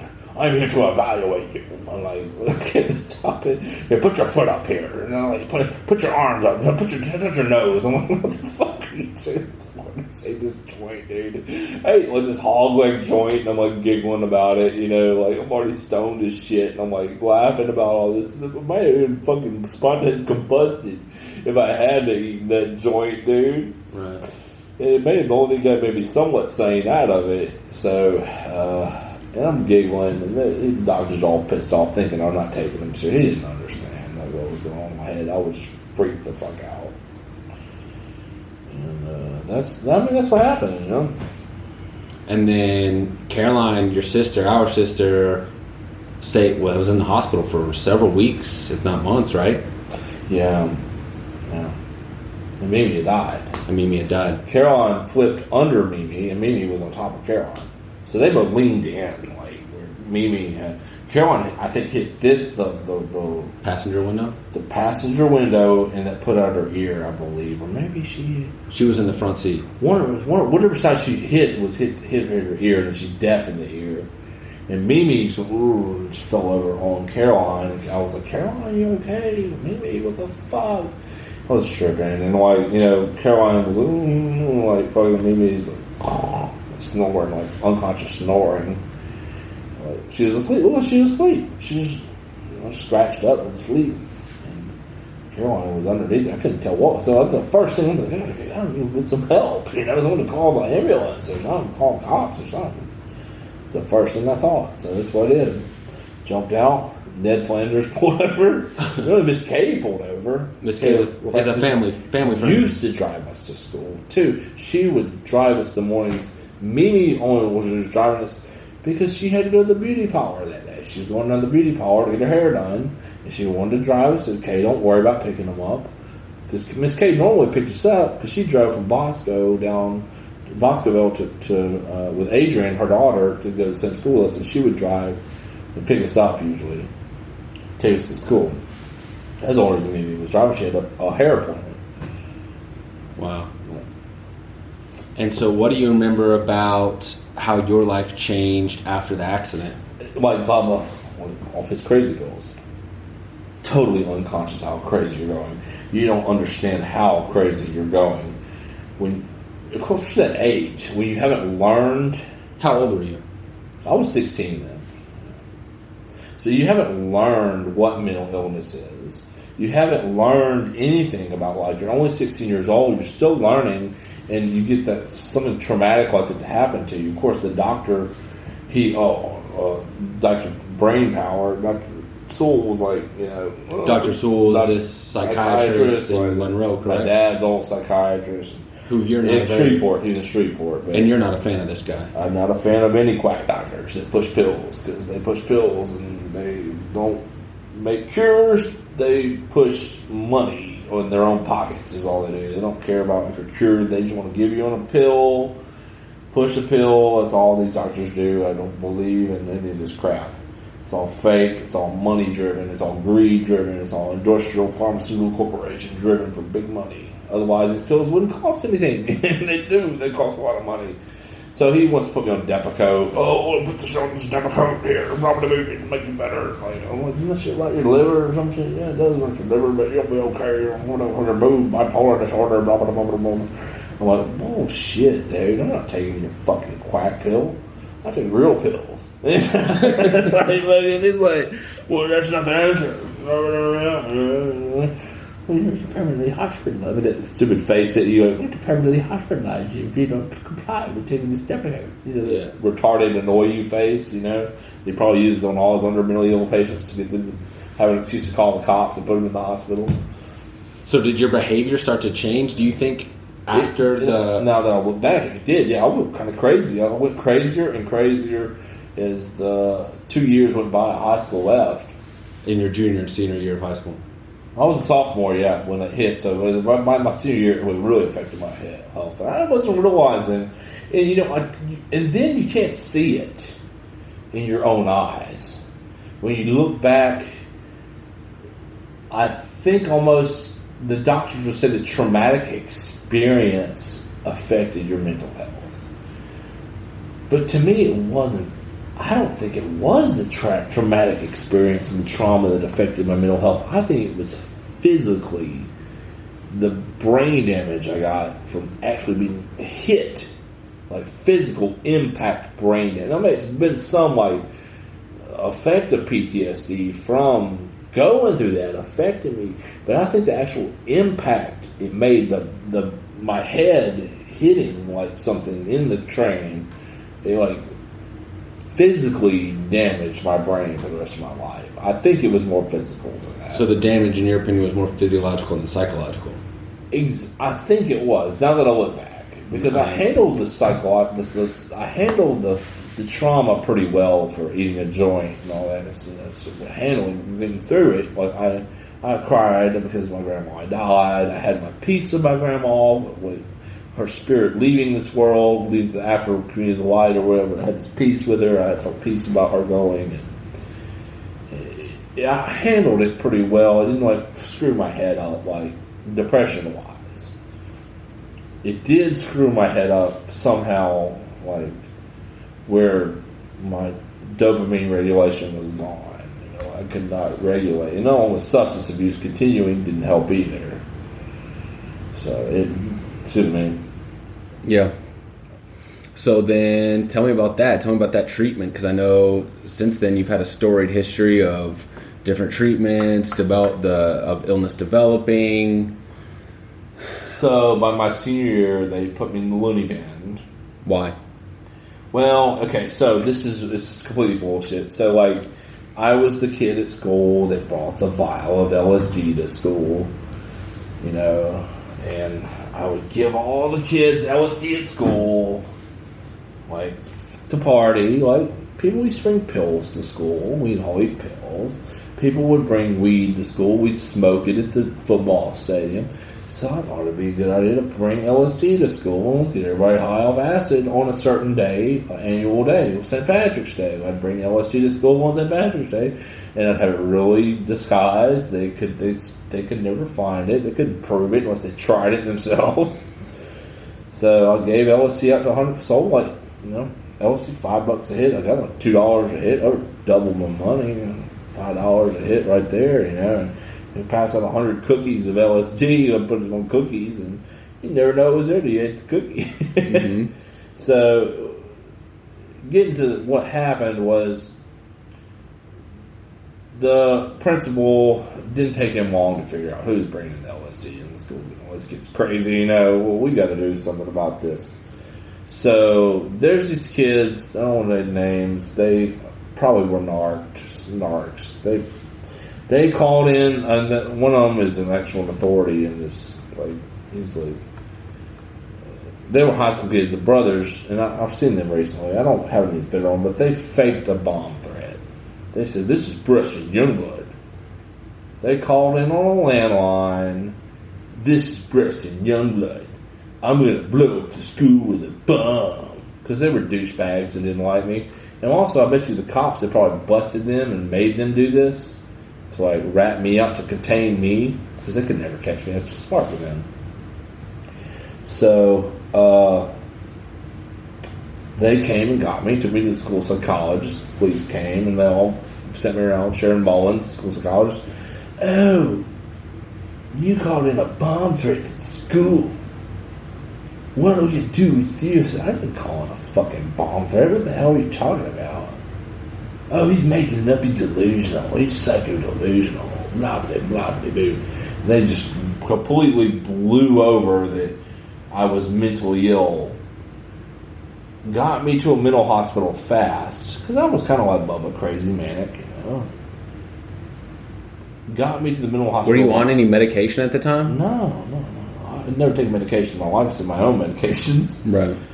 And they shut the whole thing down just like that. So by my senior year, they put me in Louisville, put me on Risperdal, which is the man titty, gynoplasmosia inducing fucking man titty.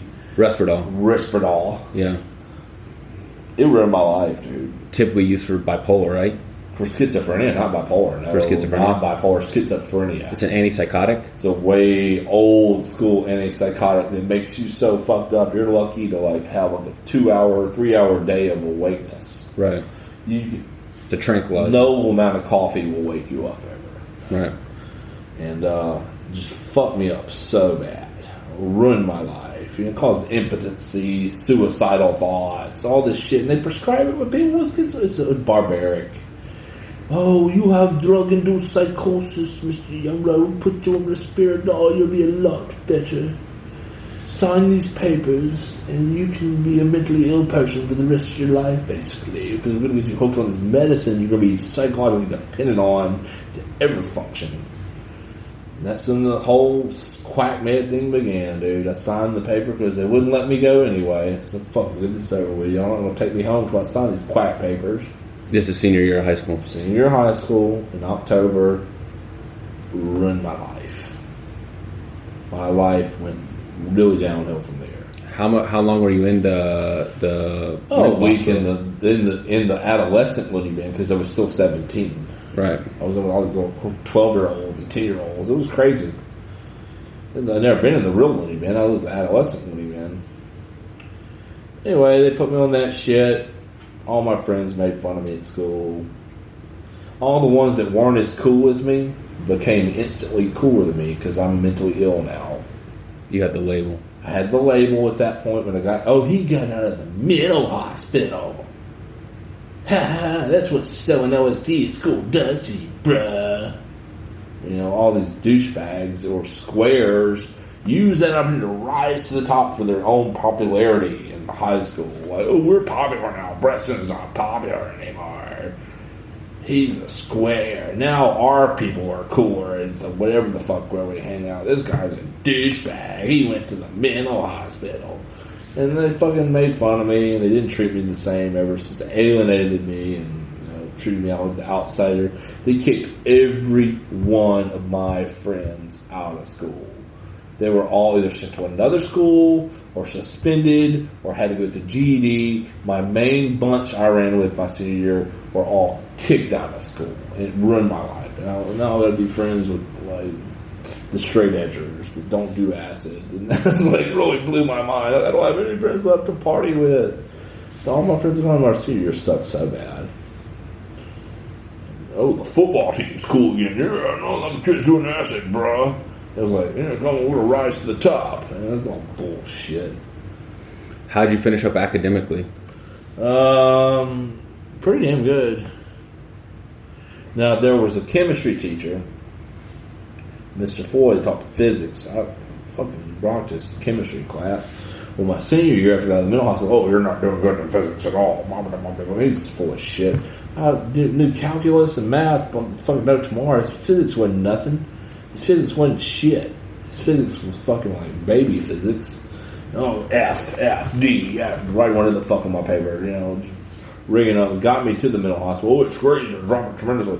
Well, you come back to the crazy. Oh, your grades are doing so much better now, Mr. Youngblood. You're on the loony bin medicine. You're not hearing voices anymore. It's all doctored up bullshit, Anyway, I did great in every other class. Not his class. He kind of rocked me slow on it.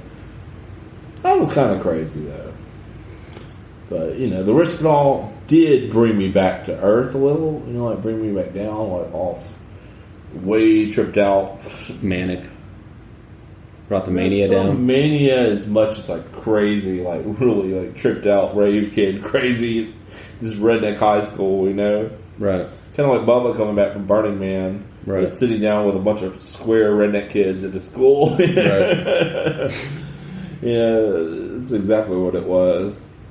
So then post high school, graduated high school, and then what happened next? I had to act normal and be conformed. And I basically... Where'd you tell that story? So you graduated high school and talk about the next chapter of your life, post high school. No, that summer, I guess. What did I do that summer after high school? That was the summer of 2000? 2000. I got accepted to LSU, which at the last time to take the SAT. I could never pass the ACT. I always got a low score on that ACT. Of course, I had like a 3.9 or something I graduated high school with. Some nearly 4.0 shit. With the ACT, always kicked my ass because I couldn't do the standardized test. It fucked me up. So last time I took it, I got just 1 point above to get an LSU. I got an LSU, accepted really late, and I was like, "Ooh, I'm going to college to go to now." I wanted to not go to college. Shit, yeah.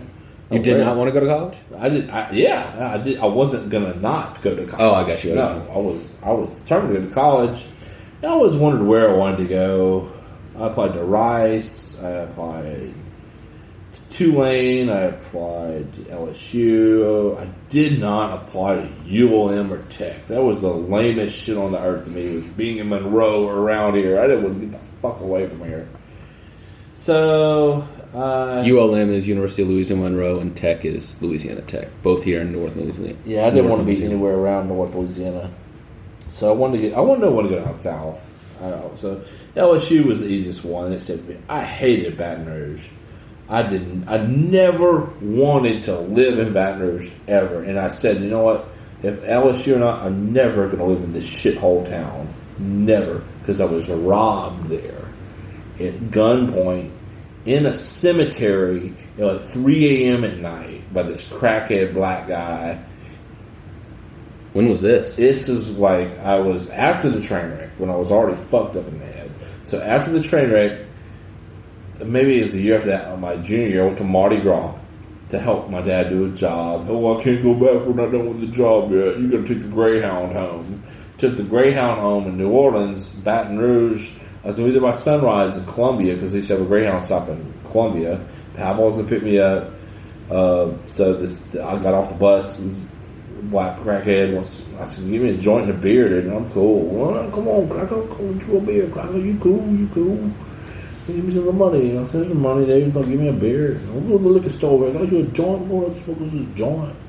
We went out to the cemetery, put a gun to my head, took my money and my wallet and all that shit. Took my Timex watch. Crackheadish, but shit. And that was in Baton Rouge. That was the Baton Rouge Greyhound bus. So not the best part of town. I'm lucky to survive that. That dude could do anything and just shoot the fucking gun just to put me under. He's on crack. He don't give a fuck. He's going to go to prison anyway, where the last crackhead he shot, you know. He's probably in prison now. But anyway, he let me go. He ran off. And this guy stopped this nurse coming out of the hospital. He was working late night graveyard shift at the hospital. He drove me all the way back to Columbia from Baton Rouge. Damn. Really nice. Really nice.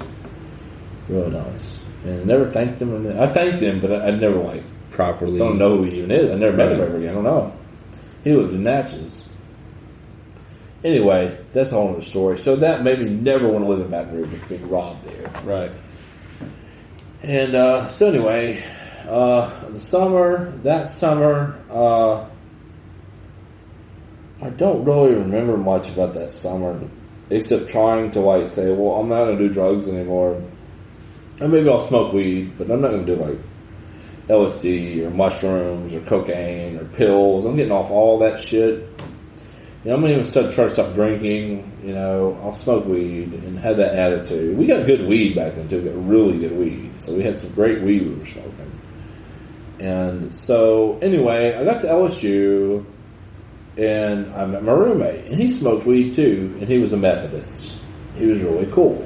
He started getting pounds of fucking weed, dude, he said, I was like, what kind of weed can you get, man? Oh, just weed. What do you mean weed? What kind of weed can you get? I said. He's like, what are you talking about? What kind of weed you gotta get? Good weed, red hair. Where the fuck am I? You mean regs? You can get pounds of regs. I can get fucking pounds of regs for $200 a pound. Dude, look at this shit like that. What kind of weed talking about? Let me show you some weed, dude. He didn't even heard of real weed. Maybe in magazines or something. And I pull out these fucking sticks, dude. Well, it's fucking sticks. I'm like, hog leg sticks this big, one bud this size, a quarter ounce. You already had a supplier in Baton Rouge, or just no, in New Orleans. Oh, New Orleans. We would go to get weed in New Orleans. Okay. I had the funk hookup. We could always, when I was going to rave all through high school, I could get good weed, really good weed. So, and they had someone down there growing some good shit. It was badass. The Afghani Kush or the fuck, like some like super like monster sticks of like, you got a half ounce that was one bud, Right. It was some badass weed. It was the best weed I've ever seen. Like even like way better than all this Colorado crap and California crap. It was like the best fucking cured weed ever I've seen, dude. Except for I've seen some better weed, and it was from New Orleans too, but it was a whole different story. We had the hookup, and no one at college could get it. I thought, well, I made a little money. I don't make a lot of money because I don't get it that good of a price. I paid $400 an ounce, and I go, oh well, I'm gonna get an ounce and just whatever. So if someone wants some, I'll give them some of my ounce. And I made a lot of friends like that fast in the dorm, and were you making good money? Or is more making any money selling kind it? of You get $400 an ounce. Yeah, it's not a great you couldn't deal. really sell it that crazy.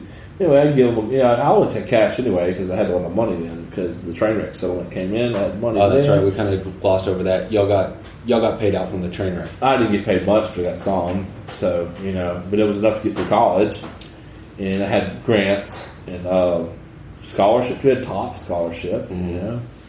And anyway, I think I got out of hand, and my roommate was like stealing the weed from me because he was on steroids, like shooting up steroids, and like really got buffed up, working out, going crazy. He was going crazy. He'd been an asshole to me, and he started stealing the weed. He was really shady about it, and I was like, "Fuck this dude!" I'm moving in my homeboy Jeff down the hall, the Jewish guy on the hall, who was my best friend anyway. We always hung out every day. He was like the most straight edge, like tummy type person, on the hall.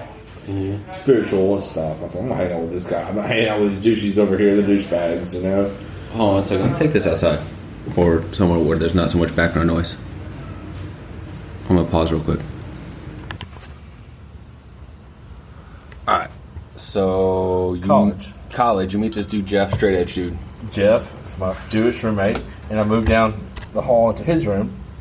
And my ideal situation was to stop selling weed, stop doing drugs, just smoke a little weed, if I need to for medicinal purposes. Of course, I'd always go buy an ounce because I had lots of money. I could buy a $4 ounce of really good weed. Then here come the old roommate knocking on, can you get some more good weed? Everybody begging me for good weed. I'm like, well, no, not really. I don't. Okay, I got this extra weed. I'll use it. Just don't tell anybody. It's me that has the good weed, And also, I had my girlfriend. She didn't smoke weed. She was a sorority girl, straight, clean cut. Didn't she didn't do drugs like I did all my life. She didn't smoke weed. And she was a big part of my life. And Jeff was too. We all would go. It's Caroline and Jeff and Aaron, my girlfriend, and I would all go out. We'd go eat. We'd do a lot of fun things together, It's my freshman year, And I was popular. I knew a lot of people. Is it picking up all right? Yeah, you're good. So, never could tell my girlfriend that I was selling weed, and I was always trying to hide it from her. And the goal was to get away from all these people that were trying to get me to sell them weed, and just everybody good from there. So anyway, I had to move out of that guy, my first roommate's room. One day, Aaron comes over. Fucking, my roommate sends some hot girl he was trying to fuck. Sends her up there to buy a bag. Oh, how'd you got the good weed? This and that. And so I was like, look, okay, all right, how much you need? A half ounce. Give me $240. I'll give you the half ounce. She gave $240 cash. Aaron knocks on the door. And there's this hot girl in my room with me alone. And I couldn't tell her I was selling her away. Oh, she's looking for Steven. She said, I heard someone in there. I'm like, well, This is your girlfriend. My girlfriend. Your girlfriend knocks on the door as you're selling weed to this hot chick. Hot chick walks out. Hey, I'm being a bitch, or the girl thing, making her jealous or something, making her think crazy shit probably about her and me. And I'm like, well, she was looking for Steven. She was coming in here or whatever, if I didn't tell her I was selling her weed. And I don't want that. I love my girlfriend. She was so sweet. She was Tommy. She was like the Tommy I've always been looking for. Tommy being my mom. Your mom, like, that raised me. Like, to be like spiritual and straight edge and clean. And so at that point I said, I got to move out of this guy's fucking room, right down the hall. I went and moved down the hall, in the hall of Harriet Hall at LSU, which there was chicks in the dorm because it was the first co-ed dorm. Was 2000. Harriet Hall was the first co-ed dorm at LSU ever. That was the first year of the first co-ed dorm. They were trying it out. It worked. You had girls on one floor, boys on other floors. She had lived in the dorm with me. So the chick buying the weed. Well, I moved back down to Jeff's room, and things got better. And I could tell Jeff this stuff because Jeff was my friend. I was like, why don't you just get away from him? He said, move in with me. My roommates went on. I moved in with him in his room. We became really good friends. Me and Jeff were really good friends. Well, he was like my best friend at college till about my senior year in college. We moved out. We got an apartment together at Park Place Apartments over by the Park Boulevard, down the ghetto apartments, but they were nice enough to be in the park. And I went too crazy, dude. The schizophrenia, it was such a struggle to be dealing with mental illness myself. He couldn't handle me anymore, and he's kind of just stopped talking to me. Were you on any medication at the time? Yeah. When you got to LSU? I was already on medication at LSU. So I got away from the whole high school making fun of me because I've been to the mental hospital to a world where no one had known I'd been in the mental hospital. I'm popular with everybody. I got lots of weed. I'm normal enough that no one thinks I'm crazy. I'm just this kid that's got a lot of weed, looks kind of good, It's from wherever. I was popular. Girlfriend ate me up real fast. And Caroline was there. My sister had been at LSU. Had a lot of friends, or her friends, and my friends too. And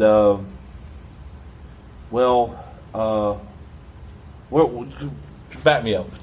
So you're saying you moved out after freshman year, you move in with Jeff, but you said you started going crazy. My question was, were you medicated at the time? Yeah, I was medicated. What were you taking? No, I was taking the same stuff, the Risperdal. Risperdal. So what do you think the impetus was for you to start to lose your shit? When I lost my shit was the next year. So, right. Yeah. What do you think? How do you think that came about? So sophomore year, I lost my shit, and I know it did it. Most of these people that are on Risperdal are fat fuck-ups that will never move out of their dad's house like I am now. Fat, lazy, mentally ill, drooling on themselves fuck-ups. That's what Risperdal turns you into over years of it, with man titties. Gynoplasmosia, where you are even more socially humiliated by getting a gynoplasmosia law settlement. Not the fact that the medicine made you try to attempt suicide. You get a gynoplasmosia man-titty law settlement for that evil shit. So do you think Risperdal started to take its effect on you and started to drive you more crazy right around sophomore year? It wasn't that. My sophomore year, I was in the Air Force ROTC. Papaw, our grandfather Youngblood, was in the Army Air Corps. And, of course, I wanted to get away from the drug life. I wanted to move towards being like Papaw. The more older I realized it, I wanted to be like Papaw, like a normal, straight cut, like productive, successful person. And I looked up to Papaw once. I said, Papaw, I want to honor you. I want to join the Air Force. You were in the Air Force. He said, we had a lot of fun in the Army Air Corps. And he started telling me stories about World War II and being in the Air Force, or the Army Air Corps then. And he told me all about that, how much fun he had. You'll have a blast. Well, he was right. I joined ROTC for the first year. They gave me a uniform. It was in August 2001, my sophomore year. Joined a club called Arnold Air Society. It was so fun to be in the Arnold Air Society. Erin just broke up with me in July beforehand.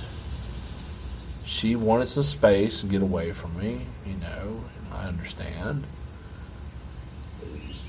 Her breaking up with me and losing her affection caused some depression issues with me. The Richball doesn't ever help with depression. It makes you suicidal, not depressed. Dr. Brainpower, Dr. Sewell. In Shreveport. Sticky the Skunk cartoon, Dr. Brainpower. He's a brain with rolls of $100,000 bills we're running.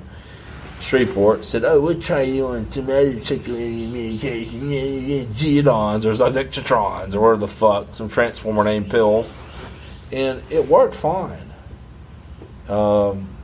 It helped with the depression a little, like he said. He was right. It was a good medication. Geodon, they shoot you up with it at the hospital if you misbehave, so it definitely fucks you up.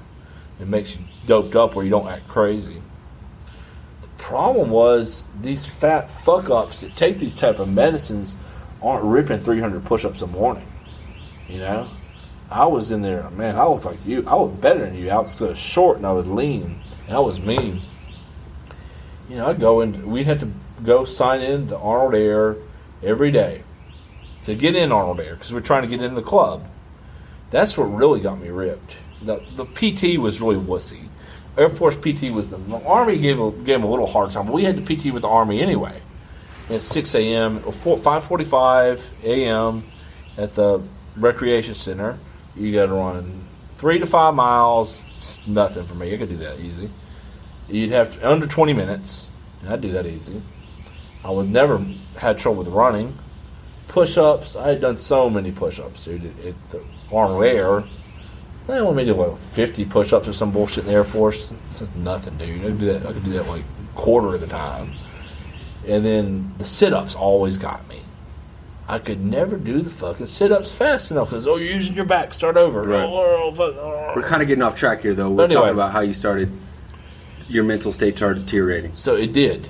That's how itself. Through the PT? Exercise. Okay. You're not supposed to exercise on these fucking quack meds, dude. They're designed... That's how psych meds work. They make you fat and lazy and despondent. That's what they do. You're not supposed to be in shape, pumping adrenaline, naturally being in health. That defeats the whole effect of the medicine. You'll burn all the medicine off. What do you pop more of them? Mm-hmm. You're like, can you imagine going to pop a Quaalude or a roofie to go do a workout? Mm-hmm.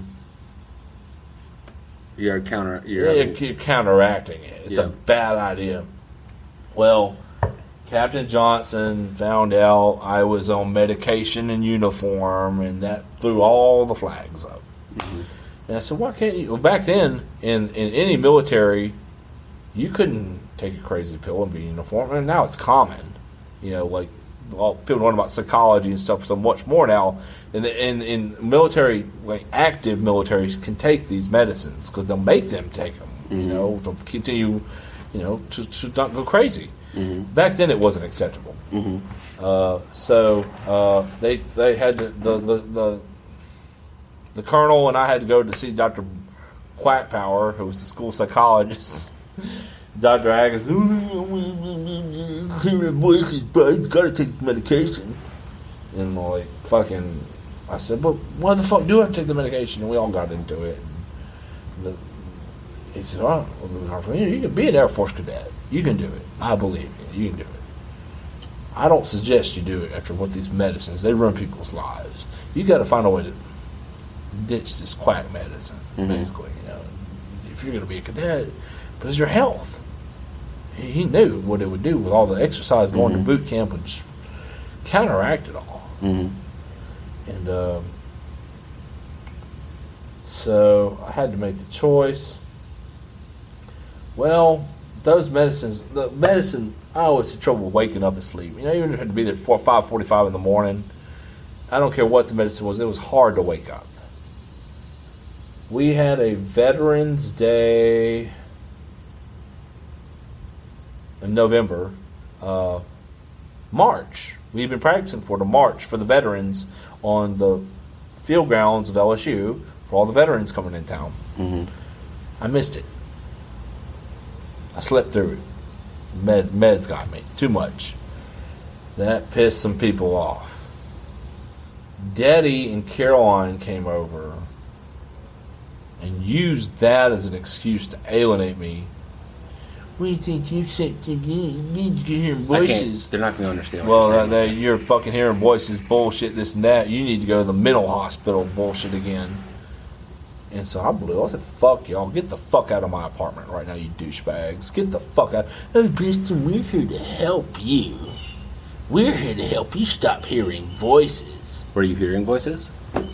Fuck no more than them now. Shit. Or ever have.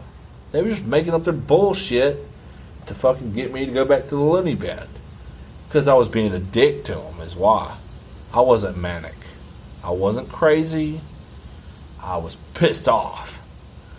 An effect of adrenaline pumping too hard. I was way more on the bipolar, angry edge than the schizophrenia edge at that point. Because I was taking the medicine. Right. But I was pumping too much exercise. Right. So, I got in a fight with my roommate, same age, being a dick. They called the loony bin. They came and arrested me in Baton Rouge. Threw me in the worst mental hospital ever, ROA the Lake Catholic Hospital. They shot me up with something really bad. I don't know what it was, Alex. I think it was Thorazine or something they gave me. It changed everything.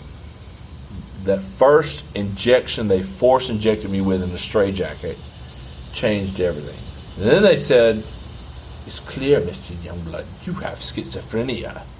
And I never told I was schizophrenic in my life till then. Now I'm a schizophrenic. I was told in the first loony bin I had drug-induced psychosis. Or drugs and PTSD. In high school. High school. Now I'm schizophrenic my senior year. After everything being normal again, everything being great, having friends my freshman year, sophomore year, now I'm a loser, mentally ill motherfucker again. Wait, now we're senior year Worse. or sophomore year? Because you said you were sophomore year living with Jeff. Sophomore. Okay. In ROTC in sophomore year. Yeah, and they threw you in the loony bin then. So that's shot you up. Schizophrenia. And I remember seeing little TVs on the wall. Like, everything turned into, like, a spider's eye. Like, there were thousands of TVs when they shot me up with this shit. I was tripping. I was climbing the walls. They locked me in the room with nothing. Just a hospital room. They let me out of the straitjacket. And all these TVs were opening up on the wall, like spider eyes, like millions of TVs. And they were playing my girlfriend being fucked in the ass by some guy. Like I was watching a porno of the girl I loved all my life being fucked and passed around, dick shoved in her mouth and shit. And it was playing these pornos of her being fucked. And it made me cry. I just started crying. I was like, what the fuck? I'm going crazy. And I could see it like it was a real video. Like, these were real videos, dude, of like... But there were thousands of these TVs. And when you look, it's like being on acid. You see acid things move around? Mm-hmm. But with this Thorazine, like, maybe... It was like being on acid. But it was like being on the worst bad trip acid you ever took in your life. Like, a negative trip. Like, depressing, evil trip. Mm-hmm. And like, I saw, like the patterns you see, like, in the ripples in the wood... They kept turning into... Everywhere I looked, they turned into the video of her being fucked. Like, you know, fucked in the ass, fucked in the pussy, fucked in the mouth and shit. And, like, I'm sitting here just tripping out about all this shit, you know? And, of course I acted crazy. I was climbing the walls. I mean, I couldn't stop seeing it. Then all these other nightmares started to open up, like in the TVs. Like, that were like little tiny, like thousands of TVs. I closed my eyes, I saw the TV even stronger. And it was reeling off the worst case scenarios I could ever imagine happening. Like, if I could visualize right now the worst thing on earth ever happening, it would happen in these TVs. And it played a video of it. And I was tripping. And it happened for like, it was like 16, 17 hours of that trip. After you got the shots. That was right after the shot, yeah. I mean, I never had that happen I never had that happen in my life till they shot me up. Whatever, I would like to go back and look, what did they shoot me up with that day?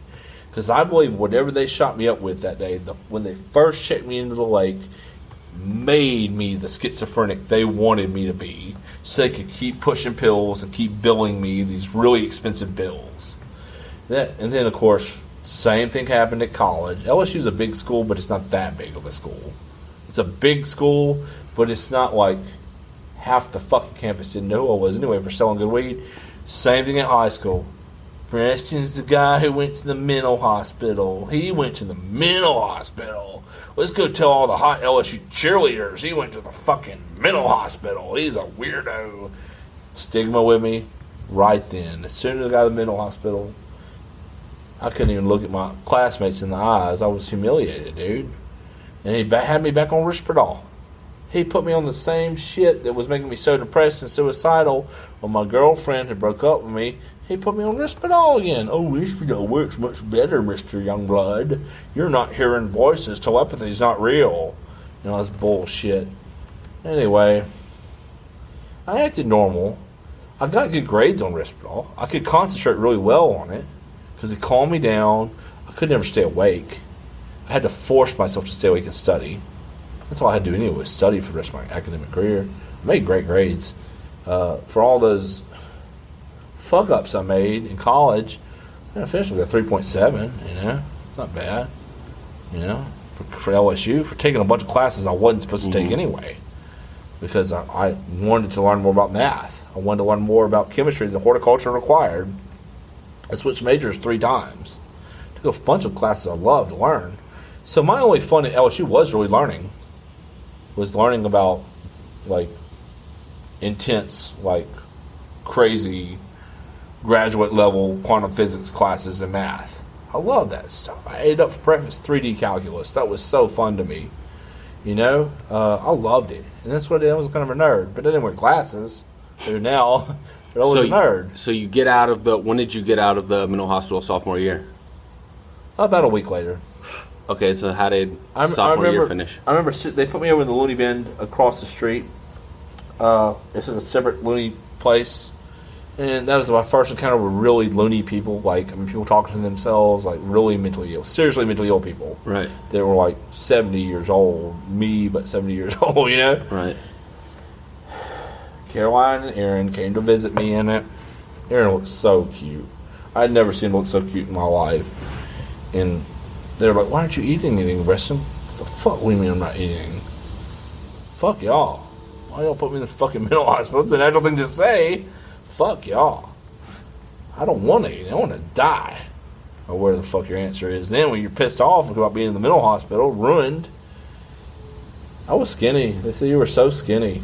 You're so skinny. You need to eat something. Please eat something. So I'm not fucking skinny. I'm fucking in shape. Y'all just are intimidated by it. And so anyway, when did you get out, or how did the rest of the sophomore year end? They got me out, I believe, right before Thanksgiving. So I stayed there till Thanksgiving. Okay, and that's half the sophomore year. And of course, Dr. Quack Power Car, you get to go home for Thanksgiving, Youngblood. We're gonna go keep you in the loony bin for Thanksgiving. Thank God, I would have gone crazier. Mm-hmm. He had to call Dr. Brain Power in Shreveport, Dr. Psychiatrist, Dr. Sewell, to pull special strings to get me out by Thanksgiving. They were going to keep me there a few months, dude. They were going to keep me there, like, for God knows how long. Mm-hmm. So you get out around Thanksgiving? Yeah. And then how did the rest of the sophomore year finish up? Well, I guess a lot changed because I stopped ROTC that semester. Mm-hmm. That was my life. I wanted it to be my life.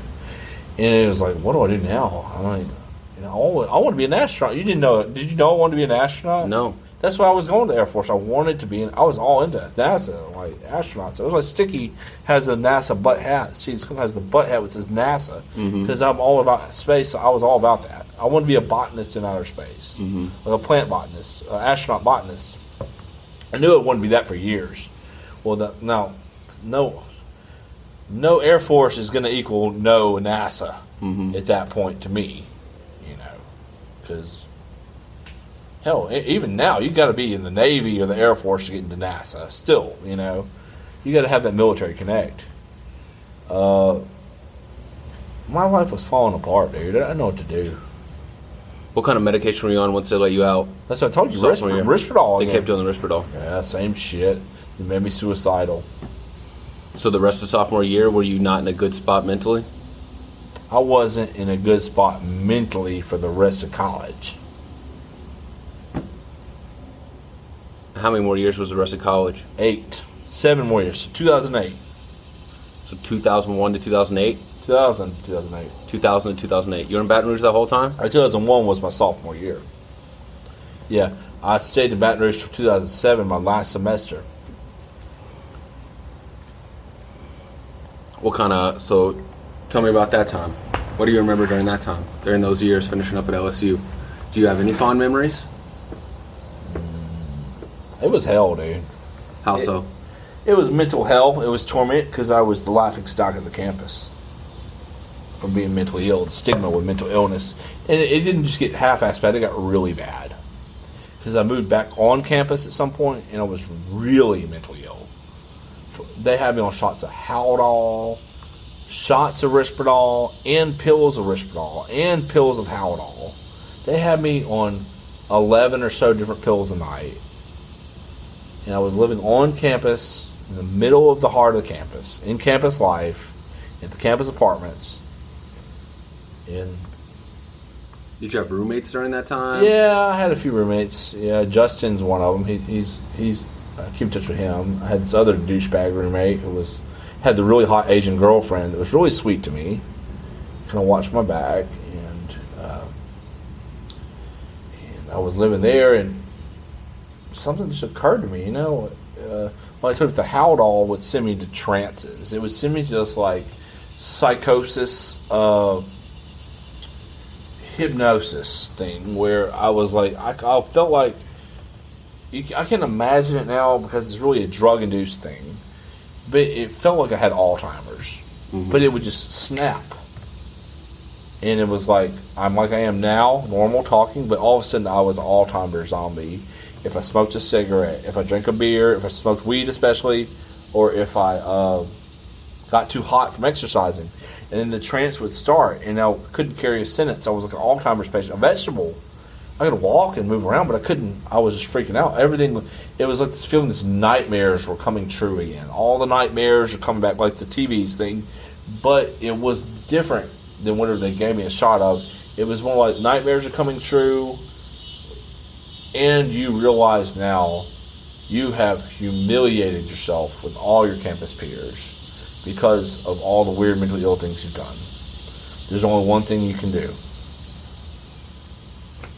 Suicide.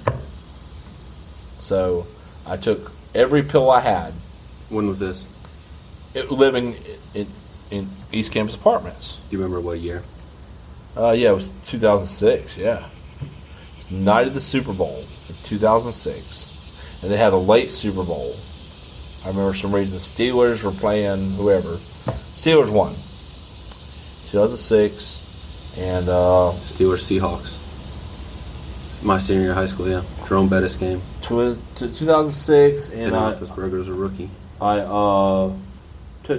had all these pills. I've been, the old bottles, even the old bottles of leftover pills. I took every one of them. I took like hundreds of Rispedols, hundreds of Haldols, hundreds of, and then I was on the shots too. And I tried to kill myself with all those pills. I drank a whole bottle of Depakote, liquid Depakote. Took the leftover pills, whatever pills I had. If I had a pill, I took it. You just decided you're done. I'm ready to die, I said, yeah. And I'm going to do it as a martyr because I know they're filling my head full of shit and I don't have schizophrenia, which I don't. And I never did. They were just full of shit, marketing pills. So I went outside and just waited to die. I started going crazy. I was screaming at people, like yelling at people, like, acting crazy. And... this is like about 9 o'clock. If the Super Bowl ends at 10 o'clock, the Super Bowl's over. I was, and I remember taking all the pills like right when the Super Bowl ended, and I went down the street screaming and yelling at imaginary things while I was dying. While I was ODing on these pills. And you're on campus. On campus, and it's so weird, Alex, because the police just let it go. 2 weeks before, if I was smoking my hookah with shisha on the front porch, there's 20 cops here to stop me. They came and searched me. If I sneezed, I had the cops, LSU PD, all over me. Well, now I'm a week later yelling at police, flipping cops off, flipping people off, throwing things at people, acting crazy. They don't say a word. Nothing. 6 a.m. comes, and I still haven't OD'd and died. The sun's coming up, and I wear glasses because I'm missing my eyes, staring at the sun when the sun's coming up. So the sun was coming up, and I'm staring right at it, trying to die, and I start throwing up blood and convulsing and shit. And my friend Sandra from LSU, horticulture, because I was in horticulture then. She was in horticulture club with me. She found me at the Hill Farm. When the Hill Farm was our horticulture farm, it's right across the bridge, the walk bridge right by LSU, where I was living at the campus, ECA Apartments. Well, I was in the dirt, just throwing up blood, about to die. Something's wrong with him. Call an ambulance, Dr. Motzenbacher, and Dr. Motzenbacher came out. What the fuck? I tried to kill Dr. Motzenbacher. I'll kill you, motherfucker. Let me die. I have blood all over my mouth and shit. I'm about to die. Call an ambulance. Get away from Breston. Calm down. What the fuck? Fuck you. The ambulance got there. They gave me the charcoal stuff. Puked it all up. They tied me down, made me take it. And they saved my life, dude. I'm lucky I'm alive. Really. Really lucky. That was close. Yeah, it's kind of a miracle. It's a miracle. I don't know if you've heard all this before, but anyway, it's real. I know you want to rush through this. But no, I don't want to rush through this. So I just don't want to get stuck on one topic. This is a very important topic. What's next? So no. This is a very important topic. So anyway, they put me. I know he died. I mean, I was pretty close to dying. Campus douchebag reporters in the local student newspaper said, "Youngblood out there, mentally ill, overdosing on psychedelic mushrooms, talking to himself, eating grass and eating bugs." Not even much what happened. That was written up in the school That paper. was the school newspaper's report to humiliate me further. Not a cop to be found when they were stalking me. They were watching me do this. They were keeping people from coming to protect me. Insider Pig had something. Insider Pigs had some shit on it. It was really freaky. Anyway, I'm alive. I survived it somehow. That's a miracle. Anyway, after that, I got out of the hospital. So they took me back to Our Way to Lake Hospital, where they originally lied and said I had schizophrenia, shot me up with something that gave me schizophrenia. Same doctor. "You're fine, Mr. Youngblood. Just take your Rispedols and your Haldols. Same doses, same medicines. Release me." 2 weeks later, on the same, didn't even adjust my medication. What the fuck is wrong with this doctor? Lets me out within 24 hours. There's my upside down man thing on the news where the cops were chasing me. Talk about that. Start from the beginning of that story. Well, Got out. Daddy and I went to eat sushi. He got me out of the hospital, my favorite sushi place. Daddy, I'm going to die. She didn't believe me for whatever. So I'm going to kill myself. I don't feel like living. I'm a humiliated laughing stock of this whole community, And so I'm driving his old Ford Explorer around or something. I don't remember. It's so vague. Some reason I'm right there by the Frost stop, downtown Baton Rouge by the casino, and a cop saw me run a red light. Well, my Haldol trance, I didn't smoke. I hadn't smoked anything. It was kicking in like it was, I'm a zombie, but I'm driving when it's happening. It never happened when I drive, so I ran the red light. The cop instantly there with his lights on Baton Rouge City. police there. And something occurred to me, I'm going to find a way to kill myself before the cop can pull me over. I'm going to ram into something or something. I'm not pulling over. You know why I'm not pulling over? Because he's going to put me in the loony bin. He's going to take me to the same loony bin that they keep lying about this shit, saying I have schizophrenia, and this is what's ruining my life is this medicine. Well, I kept driving, then I didn't know between one cop, two cops, a helicopter, all kinds of shit coming after me. So you didn't pull over? No, I didn't pull over. No. So now you've got a police chase going. Got a whole team, roadblocks. They're going to get me. Helicopter, police shooting at my tires. And this suicide attempt was inspired by a whole book. My recovery story from that is this book. Well, so there was a canal right there. How long do you think you're running from the cops? 5-10 minutes. It didn't take long to get where I got. I went down some back street. I knew Baton Rouge really well. And I got down the back street by a neighborhood, Little Baghdad neighborhood, Tiger Village Apartments. And there's a big canal there, the Little Euphrates, I call it. Little Euphrates, whatever, like Little Baghdad neighborhood. It's a big canal. Well, I just rammed off in it. That's easy to do, try to kill myself in this shit. So, and I remember, I'm a martyr for this schizophrenia bullshit. And I went, I screamed it. Flipped the whole vehicle, landed in there, and I fucking survived that, dude. I'm not dead. Everything was so surreal from the medicine. Anyway, it was no different from the day of the train wreck surreal. Well, after the train wreck went surreal, PTSD surreal, the medicine made me feel that way all the time. Haldol constantly made me feel like everything was PTSD. Mm-hmm. Didn't help, it made it worse. Made me feel like everything's not worth living for. It's so surreal anyway. What's the difference if I die anyway? It's not going to be different. So I had that feeling, just like in the other one. I hadn't died yet. Well, I might as well drown myself in the sewer. So I stuck my head under. Your car's flipped over at this point in the canal? In the back of the car. The back of the SUV, the back of the Ford. And I flipped it. I took my seatbelt off delivery and tried to die when I flipped it. So the car's filling up with water at this point? It was about this deep in water.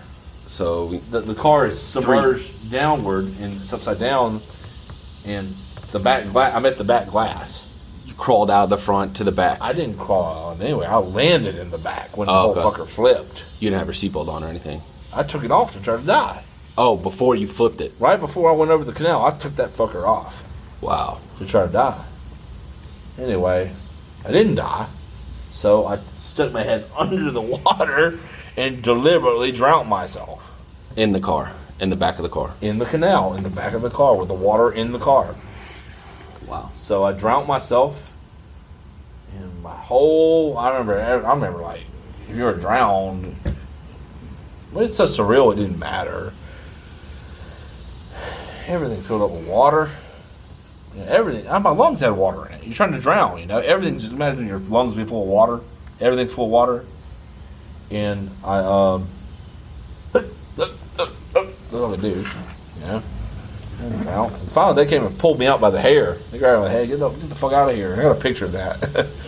From the news report, I saved the picture on my computer. They pulled me out. I had to thank that cop that pulled me out because he saved my life. I think the cop that saved my life was one that was shot by these black guys. That when they had the assault. In Baton Rouge within the last couple of years. Yeah. That same guy got shot? The guy in the picture was on Fox News for being shot and got shot in the arm. He's alive. But he's the one that pulled you out of the car? He's the one that pulled me out. He was shot in that when they set up the what do you call it, ambush on the cops, yeah. Wow. He saved my life, dude. And some older cop. He's got he looks like Ned Flanders. Like another Ned Flanders. But he kind of looks like that. But there's a picture of him. And on the internet. Well, it's not on the internet anymore, but I got a picture of it. And me upside down. And they pulled me out, and everything's like numb. Like I'm dead, dude. I'm like, I didn't have a pulse, and I was dead. But I wasn't dead. He was like, I'm still in my body, but numb and everything. The first thing I was hearing, and that's true, because I couldn't hear anything anybody was saying. It's like a numb. You made me numb, traumatized and numb. Your whole body's just not breathing, so all you hear is. You can't make out what they're saying, but you hear the sound. Mm-hmm. Yeah, I didn't get that light vision thing. I didn't die that much. And no, he drowns. I threw up all this like gross ambulance. I threw up all this stuff and like, oh, he's alive. They're gonna pulse shit. And then like, they transported me to the different hospital, terrible hospital. Well, they had to take you to a medical hospital first. Yeah, they did. Right. But the different system than the Catholic ROA, the way quack. Right. Reoccurring shit. They took me to the state hospital, OK Long. It's now torn down. So they over in by the Buddha Temple area, over there. Well, they took me over there, Florida Boulevard, other side of Airline Highway, where it was OK Long Hospital. I stayed in the nursery. Stayed in the emergency room there. Tripping my ass off, dude. Just like, I saw Osama bin Laden there praying for me. It was the weirdest shit. It was like Osama bin Laden's like over here, like, oh, this guy's got problems. I got problems. I'm just talking to myself all night. They have curtains around me. One curtain we can see the ER. The two curtains with other patients on the side of me. And they just let me sit there and just talk to myself all night. They didn't. The doctor would come in and I was like, fuck you, doctor, you wait, bro. You know, the fuck tripping. And he would, okay, you're not going to comply. You need to wait here longer. So the doctors are really arrogant dickheads about suicidal patients. They don't like suicidal patients. They don't like that. They don't believe you deserve to live. One doctor comes in when I'm like, they had to tie me down. I'm like tripping, like really like out there. Give me IVs to calm me down. Mr. Youngblood, I need to give you a spinal tap to make sure you don't have, what is it you give a spinal tap for? Not hepatitis, but some bullshit you got to test with a spinal tap. Mm-hmm. Some disease. What, you know what I mean? No. Well, I don't know what it was, but this weird quiet doctor comes in, I need to give you a spinal tap. And the other doctor, you give him a spinal tap? He's off his rocker, man. He can't even paralyze him. I'm like, no, he has to have a spinal tap. I think it was some like quack trying to like put me under like for good, you know. Mm-hmm. Don't come give a spinal tap to some schizophrenia patient who's like can't even sit still. You got to tie him to the bed.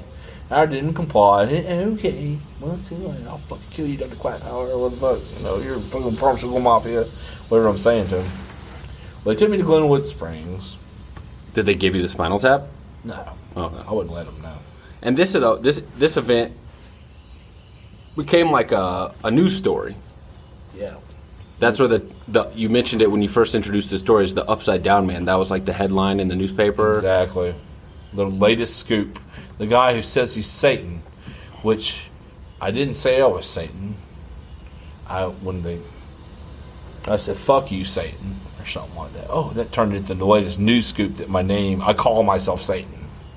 Right. So I said, fuck you, Satan, because I was looking at the devil in the eyes. I felt like I was looking at evil itself in the eyes. Right. And they called you the Upside Down Man in the newspaper, right? Because your car had flipped? Yep. Yeah. So I got past that. They never bathed me. I probably sat stinky in the bed. Canal water. God knows how long. And they gave me an MRI or a... CT? Well, they put you in the tube. It may not have been MRI because I was so like... Sounds like a CT scan, CAT scan. CAT scan, there it was. They put me in the tube. They ran brain scans of me and shit. And then they sent me off to Glenwood Springs, the mental hospital. That is the mental hospital for OK Long. See? Indian doctor was cool. He didn't have fucking schizophrenia. He's just bipolar type 2. We know there's a fine line, but we got to treat it a whole different way. Well, they gave me Abilify. I'm on this shit to this day, dude. I take Abilify now, and he's got me normal. He put me on that Abilify, man. So perhaps... A typical antipsychotic, but it's not right. The old-timey schizophrenia shit. Changed my life. Saved my life, too. Blessing in disguise, then, the Upside Down Man. Blessing in disguise, because I did not end up going back to the lake. Well, after that, I moved home because... Let's stop right there real quick. I'm sorry, I just got to pee. I'm going to pause you right there. All right. All right, so upside down man, crash, blessing in disguise, put you on the Risperdal. So now you're Abilify, not Abilify, off the Risperdal. Off the Risperdal. So you got a more appropriate diagnosis of bipolar. That was the first time any psychiatrist had ever run a CAT scan either. Everything was assumption that I had schizophrenia. Everything was assumption that I had drug-induced psychosis. No one had ever bothered. Shoot up first, ask questions later. Attitude psychiatry, I guess, has adopted.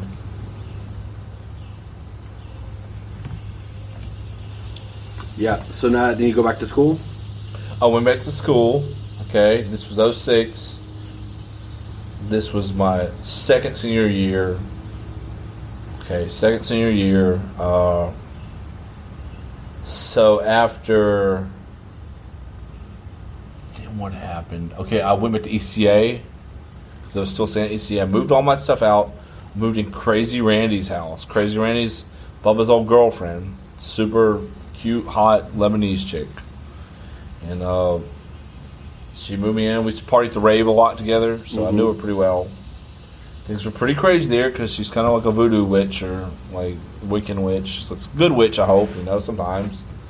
I lived with her that summer and finished my academics that summer that I had messed up, when I had messed up and finished everything. They let me finish it over the next few weeks. They gave me an extension. Right. I didn't do too well that semester. And I believe it wasn't nothing. So, okay, I got a new apartment. I moved into Crazy Randy's. I have one class left to take for my whole degree. Because I finished those with B's and C's. I did okay. I had made A's on everything in school before then. Maybe one B here and there. Well, I got a new apartment in my old neighborhood in the Garden District and moved all that stuff there. My mom was Hawaii. My mom took me furniture shopping. She got a credit card. She wasn't fabulously wealthy, being disabled. She put all this furniture on a credit card and had it delivered to my Baton Rouge address. It was so sweet. And I had new furniture, new apartment. I was pretty good. Taking biochemistry, freshman biochemistry. My last class at LSU had never taken. And for a horticulture degree, hort science degree. And I failed it. I have never made an F. And I was medicated on Abilify. It may have been the transition to Abilify because I haven't been to school on Abilify since they sent that one class. It's the only class I've ever taken on Abilify was biochemistry. But it wasn't as easy to do good on tests as it was with Risperdal, but it made me not suicidal. My buddy would come over, hey, you can either go to class and get to biochemistry and be a loser. Caroline's old boyfriend, Hunter. You can either be a loser and go to class with all those biochem people, or you can be a winner. We can go get beer and crawfish down the street anyway. I'm like, okay, it's a no-brainer. I'll go get beer and crawfish. I'll skip class. And I was real well on the medicine. I was on the medicine, complying with it. And I just failed the class. I didn't show up enough. I didn't care to study. I wasn't doing good. But you were relatively stable psychologically. Yeah, I was. That was biochem. That was a bad deal. But anyway, so now I moved home at some point after then from that apartment. I had to move home. Back home to Columbia. With one credit left. 3 credit hours for biochem. When you say move home, you mean back here to Columbia? Back here to the plantation. And I was like, oh God, I got to stop. I just got to take a break, a year off. And everybody's like, oh, you got to finish. You got to get your degree, get out of there. Paball just died. He'd be so proud of you. You finished this degree. They're having the Christmas conversation, intervention with me at Christmas. You got to finish this degree. It's so important. Who was this? Caroline, Bub, and cousin Catherine, Caroline, Bubba. Yeah. And you got to get the degree, So okay, well, I'll do what I can. So I came up with this idea that, this is kind of interesting. I want to write a book about this. Alone is the Lotus tea. They're drinking now Lotus tea, you know. So this Lotus tea, when Tay gave me this Lotus tea, I had a headache that made me feel crazy, like kind of a high cholesterol feeling, like your head's spinning. It makes you feel crazy, spinning, like psychologically crazy. I've had that feeling for years now. These medicines don't help with it. Even Abilify didn't help with it. But when I took the Lotus tea, it got rid of it instantly. And I realized I haven't felt this way in years when I took Lotus tea with Tay, the monk at the Buddhist temple.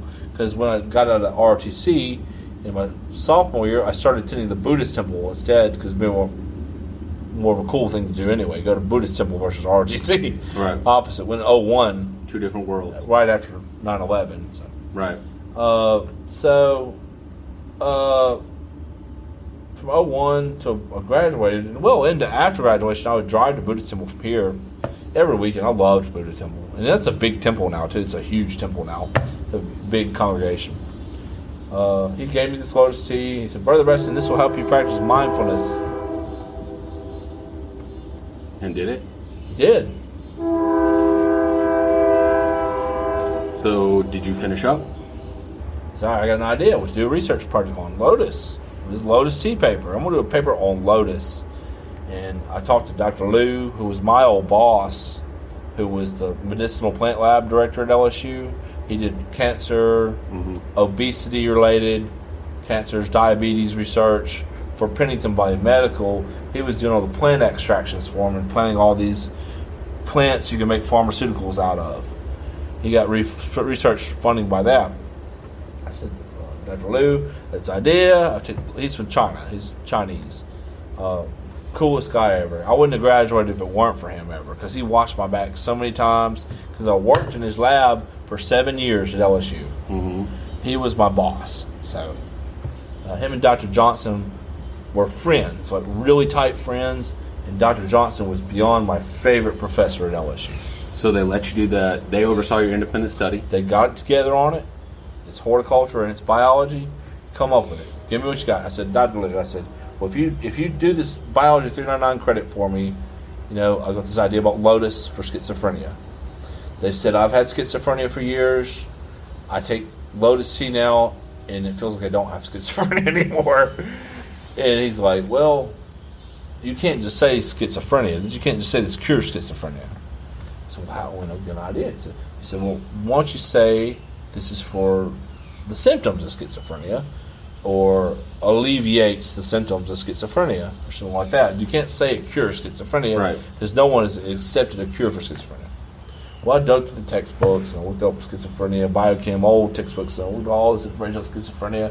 And there were new theories coming out about how schizophrenia is caused by lack of metabolism functionality, which the medicines slow your metabolism, which according to the new glutamate theory for schizophrenia is the opposite how you want to treat schizophrenia.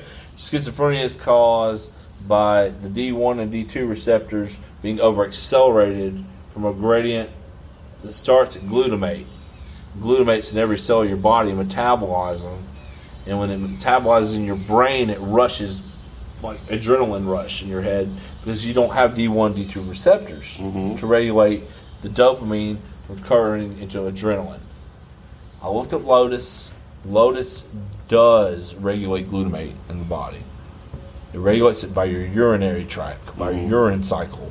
So the more you pee, which Risperdal makes it hard to pee, and all the schizophrenia medicines don't work because you can't pee. You feel like it shrivels up and it doesn't work. And things aren't right. It makes you fat. Lotus dissolves fat. It does the opposite. But it's got the psychological tranquilizer component in its two main, nephrine and luciferine, two chemicals in Lotus that have been used for years for things for snake bites, going crazy from snake bites. Kind of like for the Indian snake root. It's similar to Indian snake root. They use it for insomnia. They use it for going crazy and stuff. And all these papers, of course, all the papers, you can't find them in United States journals. Why? What do you think? Pharmaceutical company. There you go. You had to go to Pakistan. You had to go to China. You had to go to India. Most came from those areas. Turkey. And you got to get them all mailed to you from other libraries because they weren't even in the libraries at LSU's U library. They had to do what do you call it? We have to fill out a form. Please get me this article thing. Right. And the LSU library paid for it. So you ran your independent study on Lotus Tea. Yep. And made sense. And they said it made sense. Yeah. And they went with it. I got an A. Nice. So then you finished your degree, and that was in 2008? 2008. I walked in spring 2008. So exactly 10 years ago. Yeah, a little over 10 years, yeah. So talk about what's been going on over the last decade. Last decade.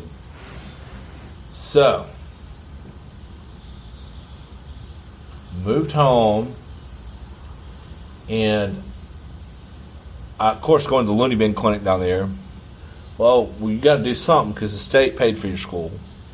They want to close your case. Jim Smith is my worker. Jim Smith's my homeboy. He's like really cool. We're really tight. He was my social worker. Oh, you got to close your case. LRS is insisting on closing your case, losing a voc rehab. Pays for what? Voc rehab. Okay. It's a state system that pays for mentally ill people to get through school. Uh-huh. They want to close your case so you can be finalized and you're another state figure. Check, this program works. Right. Well, they tried to find me a job, or you could start a business. The job thing didn't work out. They wanted to put me at the greenhouses at the Monroe Zoo or something. I don't do that shit. That's not for you. Why don't you start the business? I said, well, I don't have a business idea. I don't know what to do. So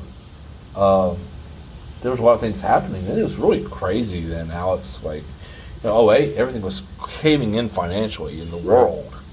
Like there was a sinkhole of money going somewhere, and they couldn't find out what was going on. And this is when I'm graduating, trying to start this business up and come up with a business idea that would be useful. Well, so, of course I'm a horticulture, do something with horticulture. I prayed about it. And I prayed, I need a laboratory. I mean, I'm going to build a greenhouse. That's the natural thing to do. Well, what do I do with the greenhouse? Well, I met with the preacher at the Methodist Church. We prayed about it a lot. He met with me every week, Pastor Stewart, who did Mama's funeral. And of course, we prayed about it several times. And he said, well, let me help you here. And he said, what do you like to do more than anything in the world? You could do right now. I said, cook. I want to cook some food. I love to cook food. Well, you're a good chef. You can cook all right. I said, yeah. And I said, but you're a horticulturist too. And you want to build this greenhouse. You think God is talking to you or speaking to you about building a greenhouse, a laboratory for yourself. And he said, why don't you grow culinary herbs? Grow herbs for restaurants or grow herbs for chefs. I said, okay. Called Louisiana Herbs, and we came up with that together. Louisiana Herbs. There's a passion about Louisiana, culinary arts, and a passion about the herbs. I'm always in herbs.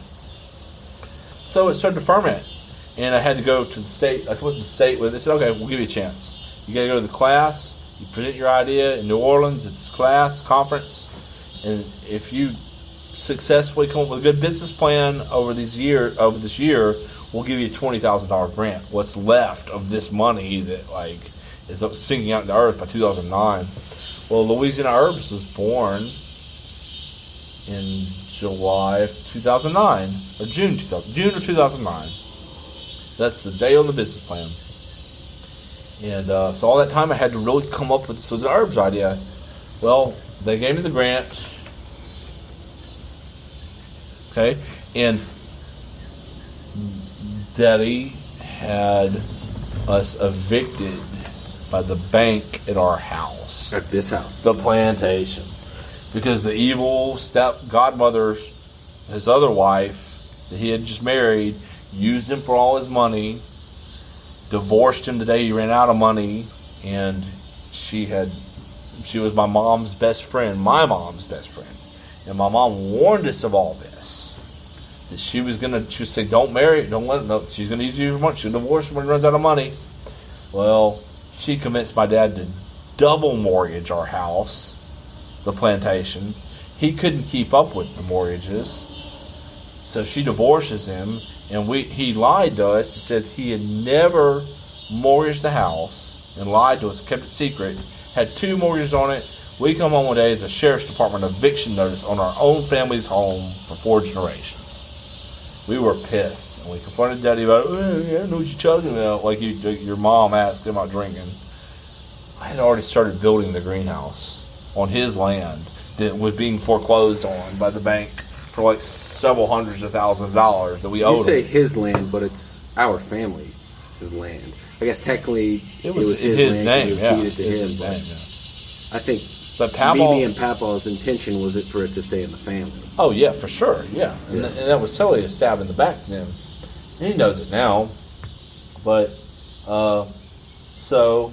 And we're talking real quick, just as a side. We have the house, but originally, when Mimi and Papa were in control of things, I mean, we're talking hundreds of acres, right? 110 acres. 110 acres? Yeah. But so we had to... And all of that got mortgaged. Double mortgaged. It was all double mortgaged, yeah. But keep in time, he was making a lot of money from frack, because they were fracking for natural gas. So right, so when Mimi and Papa passed away, the house and the land went under his control, and he monetized it in different ways. We're talking about leasing the arable land to farmers. We're talking about putting up AT&T, putting up a cell phone tower. That was a little money, but he was making a lot. And then letting money. the gas companies come in here and fracking it. He was making a shitload of money off the net. He didn't even tell me about it till later. He was banging monthly checks of this natural gas money, which made him feel comfortable to mortgage it.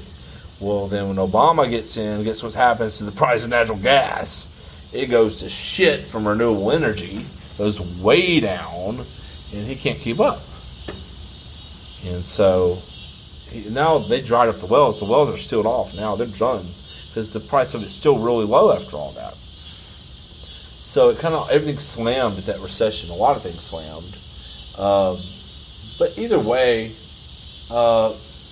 I had my greenhouse under construction during that, and I had to make a decision: do I move my greenhouse somewhere else to another piece of land, to buy land, wherever, with the money my grandfather left me and left you, left us all some money, all his grandchildren money, and I want to do this business with it, do it right, or do I stay here? And I prayed about it for weeks. So we met with the lawyers and said, okay. Noel Guerrero, the farmer across there, was willing to buy this land to help you pay off. He's going to buy 100 something acres from 100 acres from you, plus. You need about $2,000 an acre. You need $200,000 to buy this land by his house across the way. You give it to him. We'll use that to pay off the bank that wanted you to second mortgage to. This will really hurt him. We need $10,000 from you to make that happen, because we have to get $10,000 to take it out of judgment. Judgment meaning on losing law. That's the first step to proving basically you can get the money to get it all going. So I said, okay. I said, Daddy, I'll give you $10,000. You got to give me my land. My greenhouse is on, and it's mine forever. Okay? He said, okay, we're done. How much land is that? Wasn't very much, acre and a half total. They sectioned off the acre and a half with a guy, and I paid some big ass survey bill, and then legally it was written, and that land is now mine where my greenhouse is on. It is mine, 100% mine. So by law it is, as long as I pay taxes on it. Yeah. That gave $10,000. Sold it to Noel. We got to thank Noel for keeping our house. Who's Noel? Noel is the farmer. Oh, okay. Across the highway. They bought the land across the highway. Bought 100-something acres. He bought it from the bank? He bought it from Daddy. Okay. So the $10,000 takes it out of judgment, right, where he gets another chance to keep up on payments. Okay. It's out of judgment means it's out of the government sheriff sale's hands. Noel took it. He's working it back out with the bank. Check from Noel goes to the bank, pays them off, they're done. He's still got the mortgage on Caldwell Bank. The only one he ever intended to have. I'm sure he's still paying on it, because that was reasonable. Right. So, that really everything hit the fan at once there. I had to depend a lot on prayer. And this is all the time I'm talking about writing my book and finding healing, and after the suicide. This is only 2 years after that, 3 years after that. And I'm trying to find out, I had to depend a lot on staying out here and doing a lot of prayer. A lot of soul seeking, a lot of meditation, a lot of seeking spiritual guidance.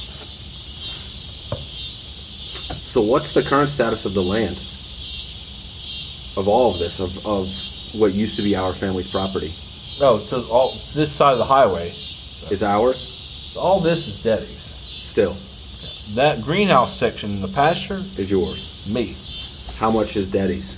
Daddy's goes to right there, the property line. Do you know the same property line always has been? Do you know how much it is? How many acres? 7. He's got 7 acres. 7 acres, down from 100. Wait a minute, no. It's 7 acres total. He's got 5.5 acres. I have 1.5 of them.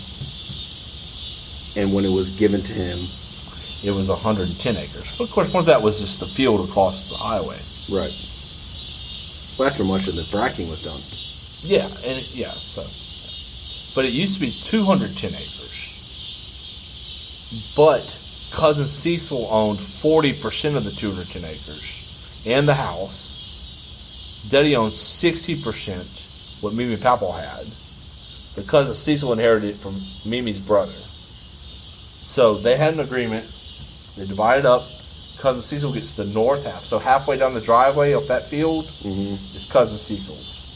North of my greenhouse up there. Right. But his goes still, he still owns all his all across the highway too. So he has 110 acres over there. Okay. So they divided it. All right, we're 3 hours in, so let's kind of tie up some final loose ends here. You mentioned real quick Papa's death, and so Papa died in 2008. 2006. 2006, excuse me. Was it, or was it 8? 2006. I was my freshman year of college. I remember. It was fall 2006. Yeah, my first semester freshman year of college. Yeah. What effect did that have on you? Well, Papa called me on the phone, on my cell phone. Papa being our grandfather. He called me on my cell phone, and I was at the LSU lab, in the computer lab at the horticulture building, doing whatever. He called me, and he says, Breston, like he always would. You know, like, hey, Papa, what's up? I'm in the hospital. I'm really sick. I'm like, what's wrong, Papa? Are you okay? He goes, thinking about going over to the other side finally. And my tears were coming on. I know he's going to die. He told Papa was going to die. He's on his death. He's on bad. This is serious. He's going to die this time. I said, Papa, I love you so much. I know how hard it is to be old. And I can see it in you. Just go. Do what you got to do. Go keep going if you got it. I love you. We always love you. And we know. He said, we love you too, Breston. So I said,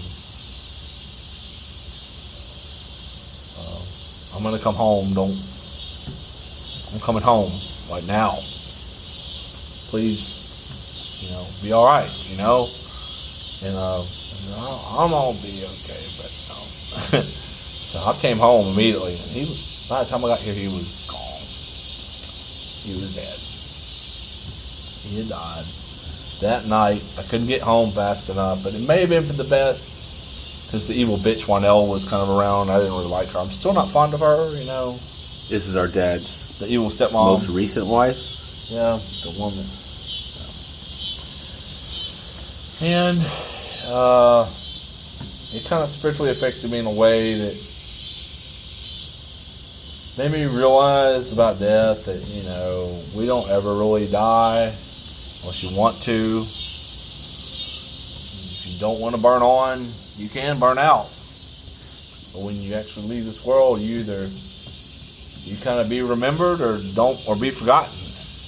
And I'll always remember him. And I know I want to be the same way, always be remembered. And to live on. Not just other people's memories, but to live on amongst the light. The community of the light, I believe, is a community of the light. So you're going to live amongst the light. You may be in a physical body this time. You can't travel by the light. But you're more capable of actually the transcendental light traveling when your body gives up. You can go wherever you want. You're not caged in the body. I feel him all the time around here. And there were times, Alex, I remember, all the hearing voices bullshit. I could hear the voice of his father. When Papa would turn off the lights right there, he'd pray to his father. and I could hear his father praying back to him. And it's the same. I can feel Papa all the time praying to me. Me and Papa talking to each other the same way he would talk to his father. Right. I can feel that anytime I need to call him Papa. He's there. I know he's there. And sometimes I find myself slipping through life too fast. I got to remember everybody, Mama, and from my mom dying, my grandfather dying. And so I pray to Mimi. I pray to all of them, because sometimes if you can't ground yourself in remembering them, you're just uprooted. You have nothing, because they are you. All these people are you. You can't forget them. You know? Mm-hmm.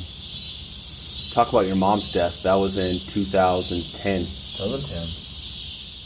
I was I had to give the, what do they call it? The eulogy. Eulogy, yeah. That was crazy. That was, obviously I didn't know your mom. I came back for that funeral. That was just a wild, transcendent, but crazy experience, that whole process of putting her to rest.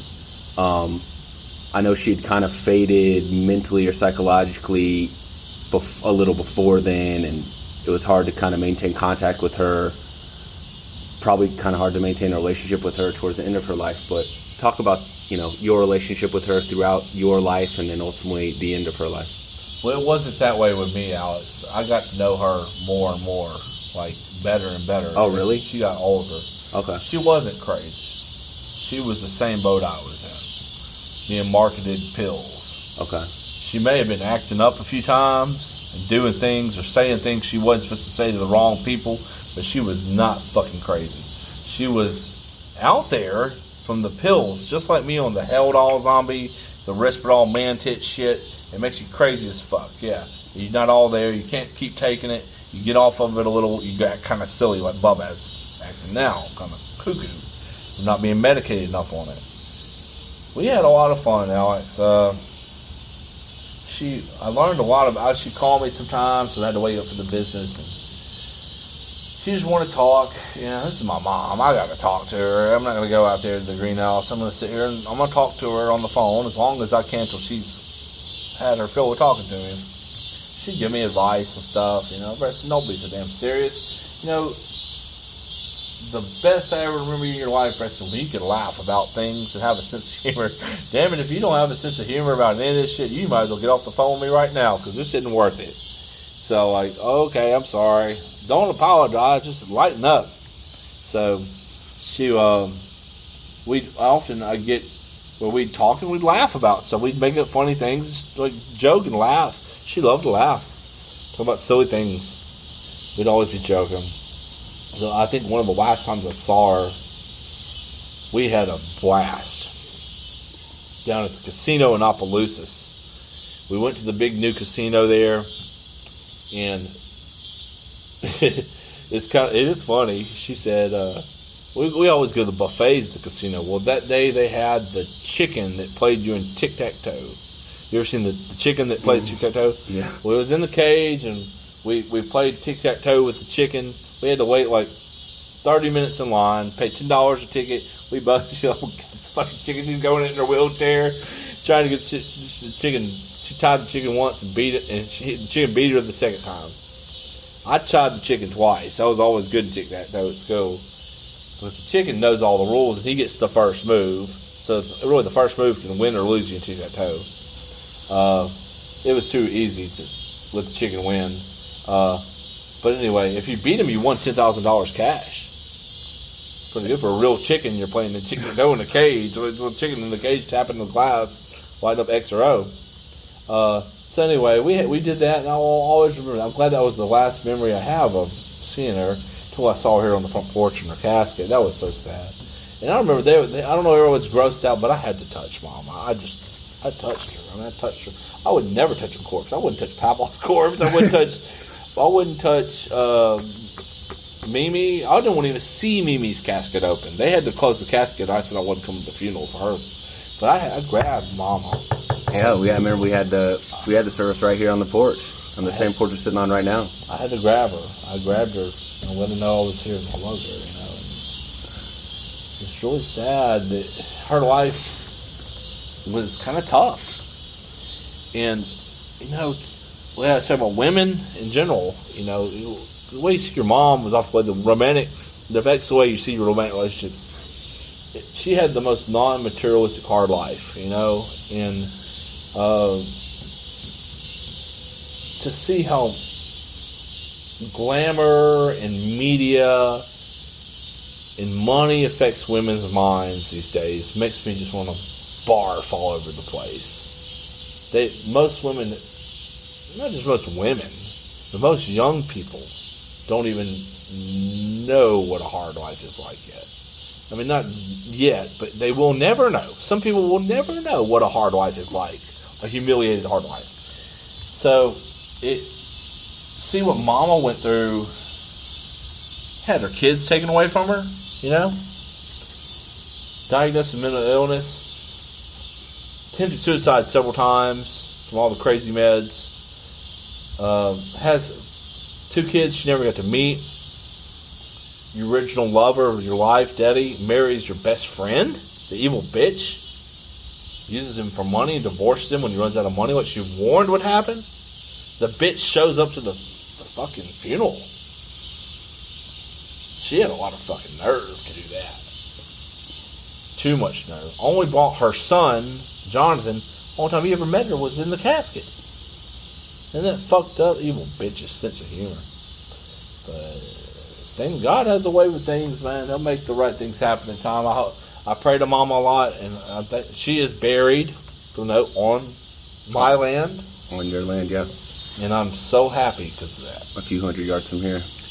Very happy she's here because I didn't get to spend enough time with her. And I got the rest of my life to spend with her, Mm-hmm. She's close by.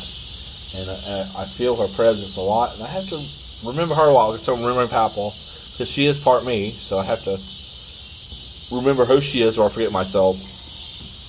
And for some reason, I don't feel like I get enough time to remember enough. Like, there's all this life stuff to go through life. Sometimes grounding, like the Buddhists say, grounding with your ancestors really restores your life a lot. You turn to your ancestors in Buddhism to really know who you are, Mm-hmm. And it's very important for me to personally do is to pray. And sometimes I'm just praying to these photos of them here. And I realize they can't hear me through the photos. They can only hear me one way, in myself. Mm-hmm. And that makes them recharge and rise up. And look in myself for them, and I talk to them and reach them. I can reach them in myself. They are in me. They're not just in me, they're also all around me. So all I do is call them on and keep the connection with them. Mama, unlike Papa and Mimi, Mimi really upset me when she died because I had a spiritual moment her leaving. I was upset. Papa was gone. It changed everything. But Mama, I've never had to spend enough time with her. I realized, well, now I know she's more here than she's ever been before. And she gets to be here with me and any of us, anytime she wants. So this is for the best. What do you want to do with the rest of your life? What impact do you want to have on this earth? You obviously haven't had the easiest childhood, and in some ways, like all of us, that affects our adulthood. But what do you want your impact to be with your time here on earth? You see these famous quotes by people like Walt Disney. His life mission statement was to make people laugh. These life mission statements people make. Makes you think. You got to think hard about that. I made a life mission statement at one point. I don't really remember what it was. Too long, complicated. I tried to simplify it down. I got it written down somewhere.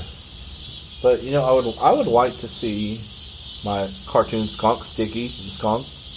I would like to see him be something. Not just something, but, like a Bugs Bunny or a Mickey Mouse type of thing. Not just about legalizing marijuana either, but something that benefits not just makes people laugh, but teaches them something. That educates them. Like if simple as setting up Sticky, the puppet, at the greenhouse, and have him teach a horticultural lesson, a science lesson. Like a Beekman's World type thing. Teaches people something. I don't just see that. I like, from my mindfulness stuff, my teaching from the Buddhist temple, and from taking the mindfulness trainings the best I can, because Lord knows I've fallen short of the mindfulness trainings, mindfulness precepts at least, I've fallen short. To use those to maybe not just better my life, but I feel like it's when you have a fruit you grow for yourself. If you have enough of that fruit, you need to share it with other people that need that fruit, that are hungry for that fruit, or need that fruit as medicine. I wanted to do something with that. Louisiana herbs probably going to be the rest of my life. That's a greenhouse out there. It's the business. Then I'm asking every day, what else can I do? I'm seeking God's guidance all the time. I'm seeking the higher powers, the Mother Universe's guidance. I seek it. I go to it in prayer. I ask it, what is it? What do I need to do? What do you want? I'm seeking your guidance. What do I need to do? I pray to it. And I'm hoping to find answers, because sometimes it takes time to find those answers. I mean, I know I can trust the universe's guidance, because, like I say in my book here, if some people, atheists, would say, well, there is no guidance to seek from the universe. It's not conscious. There's no consciousness of a God or a universe. Well, I don't buy that bullshit, because how can you be conscious, have a consciousness? How can I have a consciousness, okay? And everyone has and the atheist has a consciousness. But the whole fucking universe, it is impossible for it to have a consciousness? I don't buy that shit. That's bullshit. We're inter-existing with this universe. It inter-exists with us. It was here well before we were. It created consciousness. It became consciousness. It is nothing but consciousness. So, your consciousness, my consciousness, all of our consciousness, in Buddhism they talk about non-self nature, is the nature of interbeing. We inter-exist with this consciousness. Right now, it is all consciousness. Our consciousness is the world's consciousness. But the world's consciousness is also our consciousness. It's an inter-existing energy. And to seek it, sometimes you do have to look in yourself. But sometimes you also have to look to nature and look to what it's showing you around you with your eyes it gives you, with your ears it gives you. Because it's not just locked up in yourself, it's everywhere. God's energy is everything. It's everywhere. Seek His guidance is a difficult thing to do in this time when you've got quack doctors telling you you're hearing voices.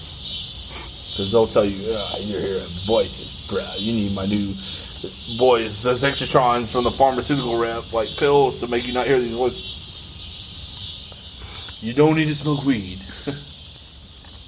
Talk real quick about your mental health status over the last several years. Do you feel like you've stabilized it all? No, Alex. That Abilify is a good medicine. It works. It keeps you from being suicidal. It makes me happy, but it's hard to take it. And the pills are very hard to take. They gave me pills of it for years. About 30 milligrams a day I was taking pills. They work. They work better than any medicine. But you can't have a functional life on any of those psychological medicines. You don't have the energy. You can't self-cultivate the energy. And you're still on the Abilify today? Yeah, I'm on it now. But on the shot? Yeah, on the shot. Now, the shot works a lot better. And you only have to take it monthly, correct? One shot a month. The time releases it just helped 1,000-fold. The pills were impossible. Because, I got to get up at 8 o'clock in the morning, okay? And I got to go cut all these herbs before it's hot. I got to deliver them to a restaurant by 3 p.m. and cool them down between them. I would do that. But some days you would find yourself, I cannot take this pill. I cannot take my medicine tonight because I have to wake up at 8 o'clock in the morning. If I take this medicine, I'm going to sleep well past I'm supposed to be at the restaurant.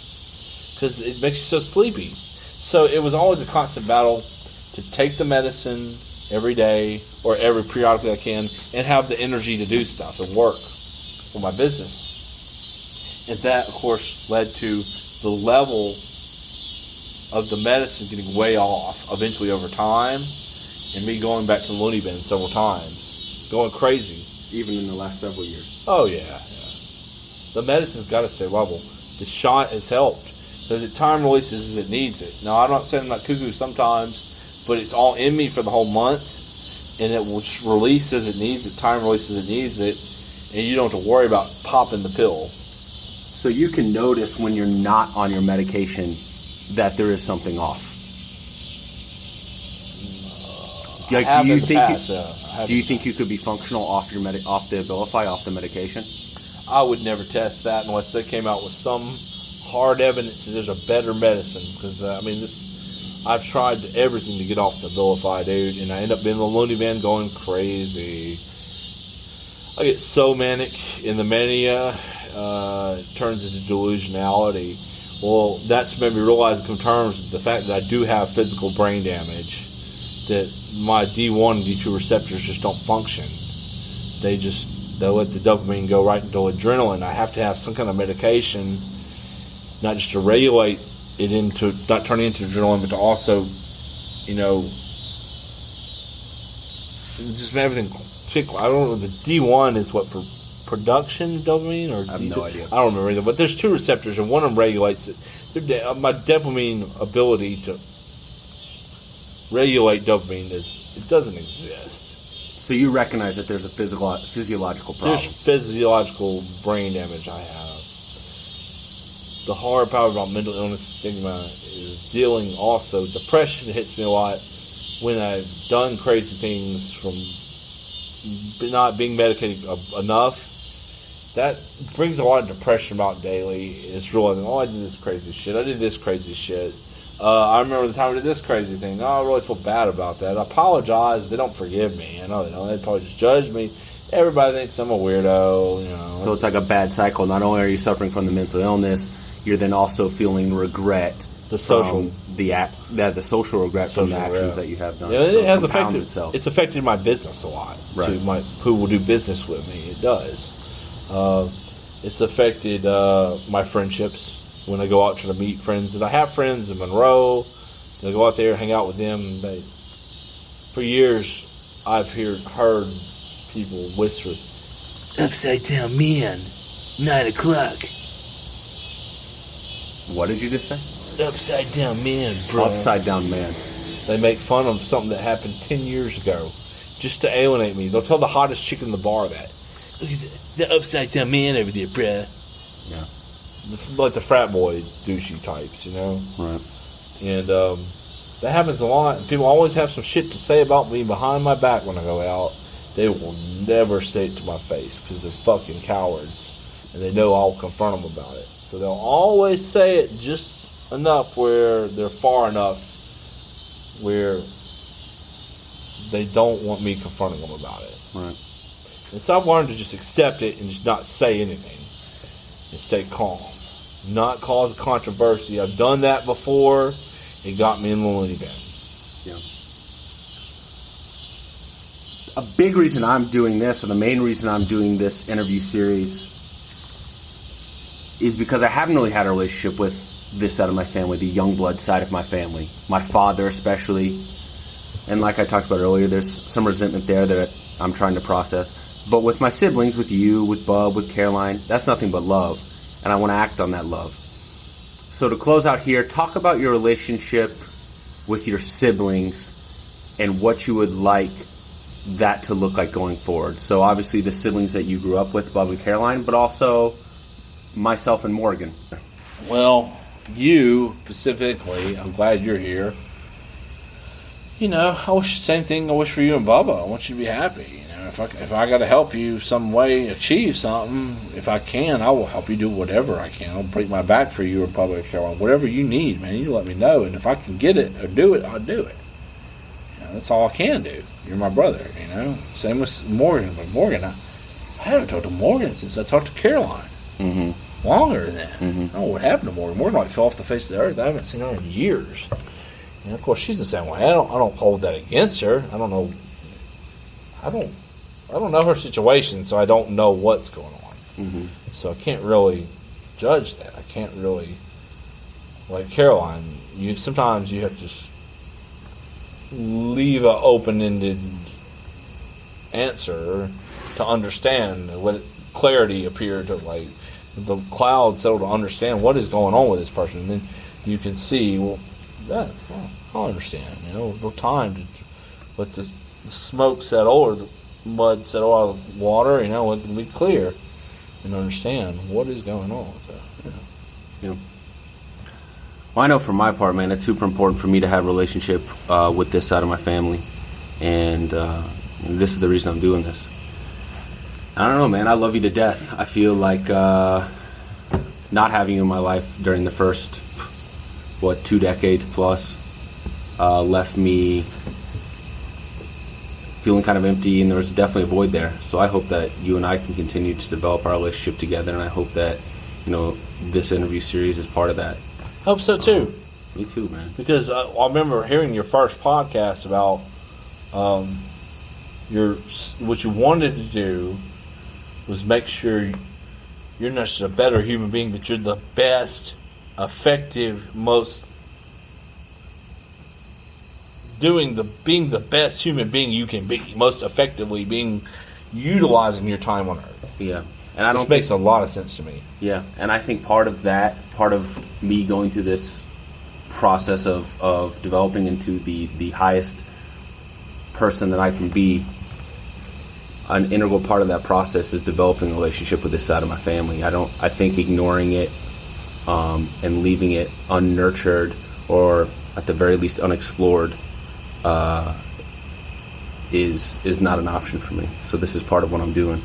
But thank you for sitting down for me and spelling it all out for me, man, because I need it. I need it to be the best person I can be. And I think I need to develop a relationship with you and feel the love from you, and in order to reach that goal. So thank you, brother. I love you. I love you too, man.